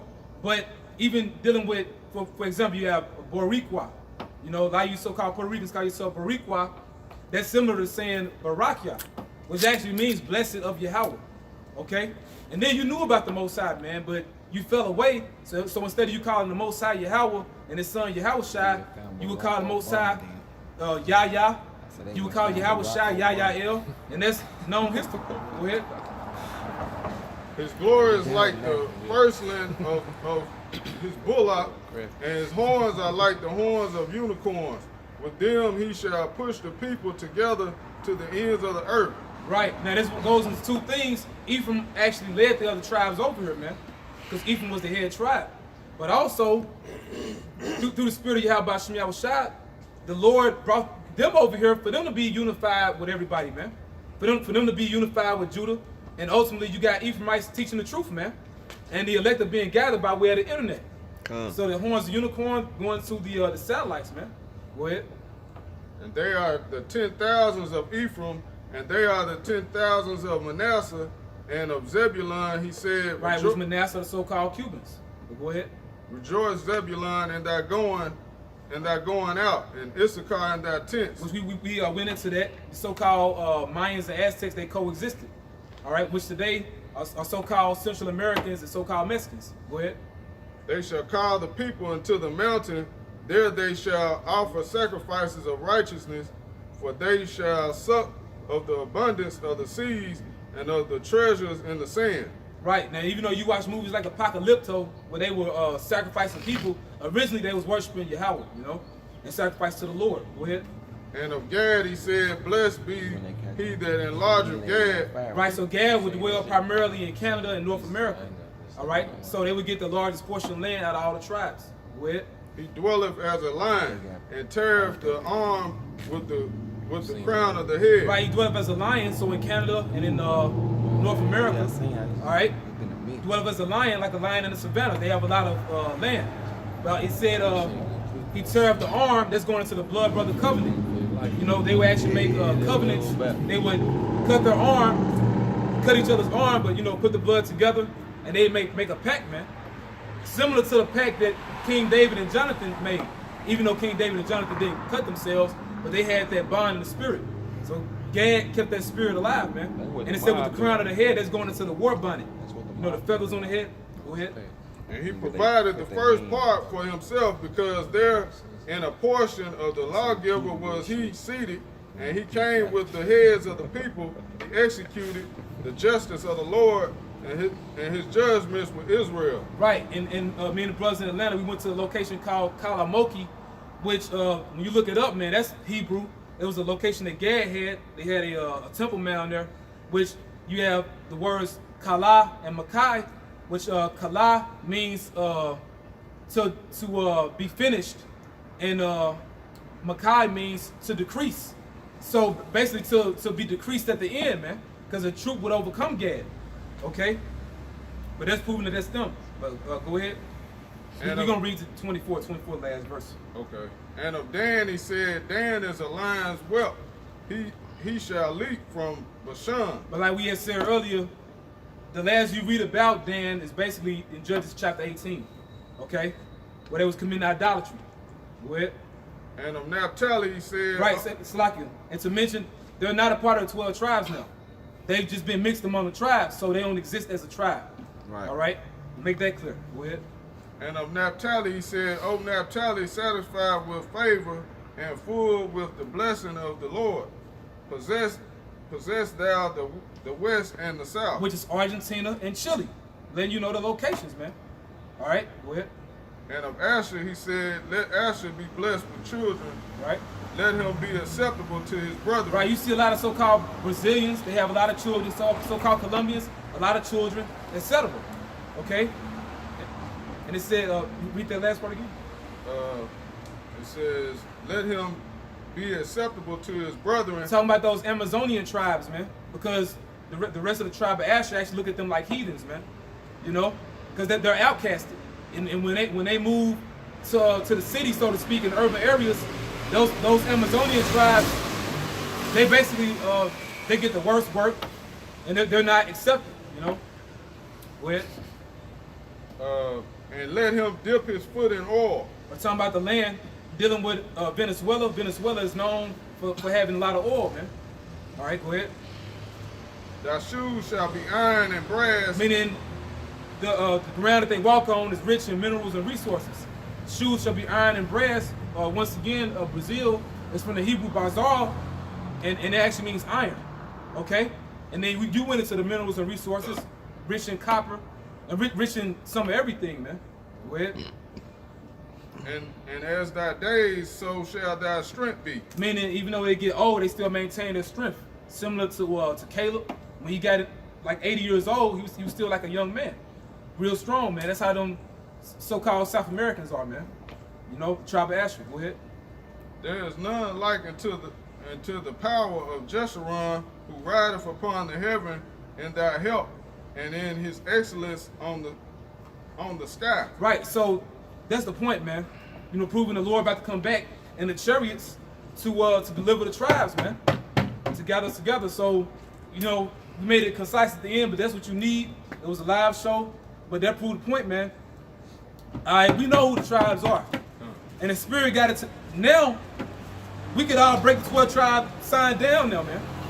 You know, even though you had Nate and Barak, not Barak, but Yum Yum back in the day, they broke it down, but it's to the point where we know that this is so true, every brother can break it down, basically, all right? We know definitely this is us. Don't listen to ITR. Don't listen to other guys telling you it's wrong, you know? There's a lot of clowns on YouTube, man. You got that one guy, his name is Elder Young One. You know, you'll see him, he'll be on the side. Not to listen to that nigga right there. Yeah, Elder Young One. Yeah. That's your name is an oxymoron. Elder Young One. Elder is old. Then you just say Elder Young One. Yeah. Yeah, and retard. And you got 8 Man now. You know, you got all these different clowns, you know, focusing on us dealing with this 12 tribe sign, man. But y'all never had the oil. And the very little bit y'all had, y'all lost it, man. You know, but you close this out. Well, you brothers were edified. We want to give all praises to Yahweh, Ba'ashem, Yahushua. Double Wahabra Kakwadash. Wahabra Kakwadash. Double honors to our elders, the apostles of Great Millstone. Honors to you brothers who out there doing the work in sincerity and in truth. Keep pushing. We almost out of here.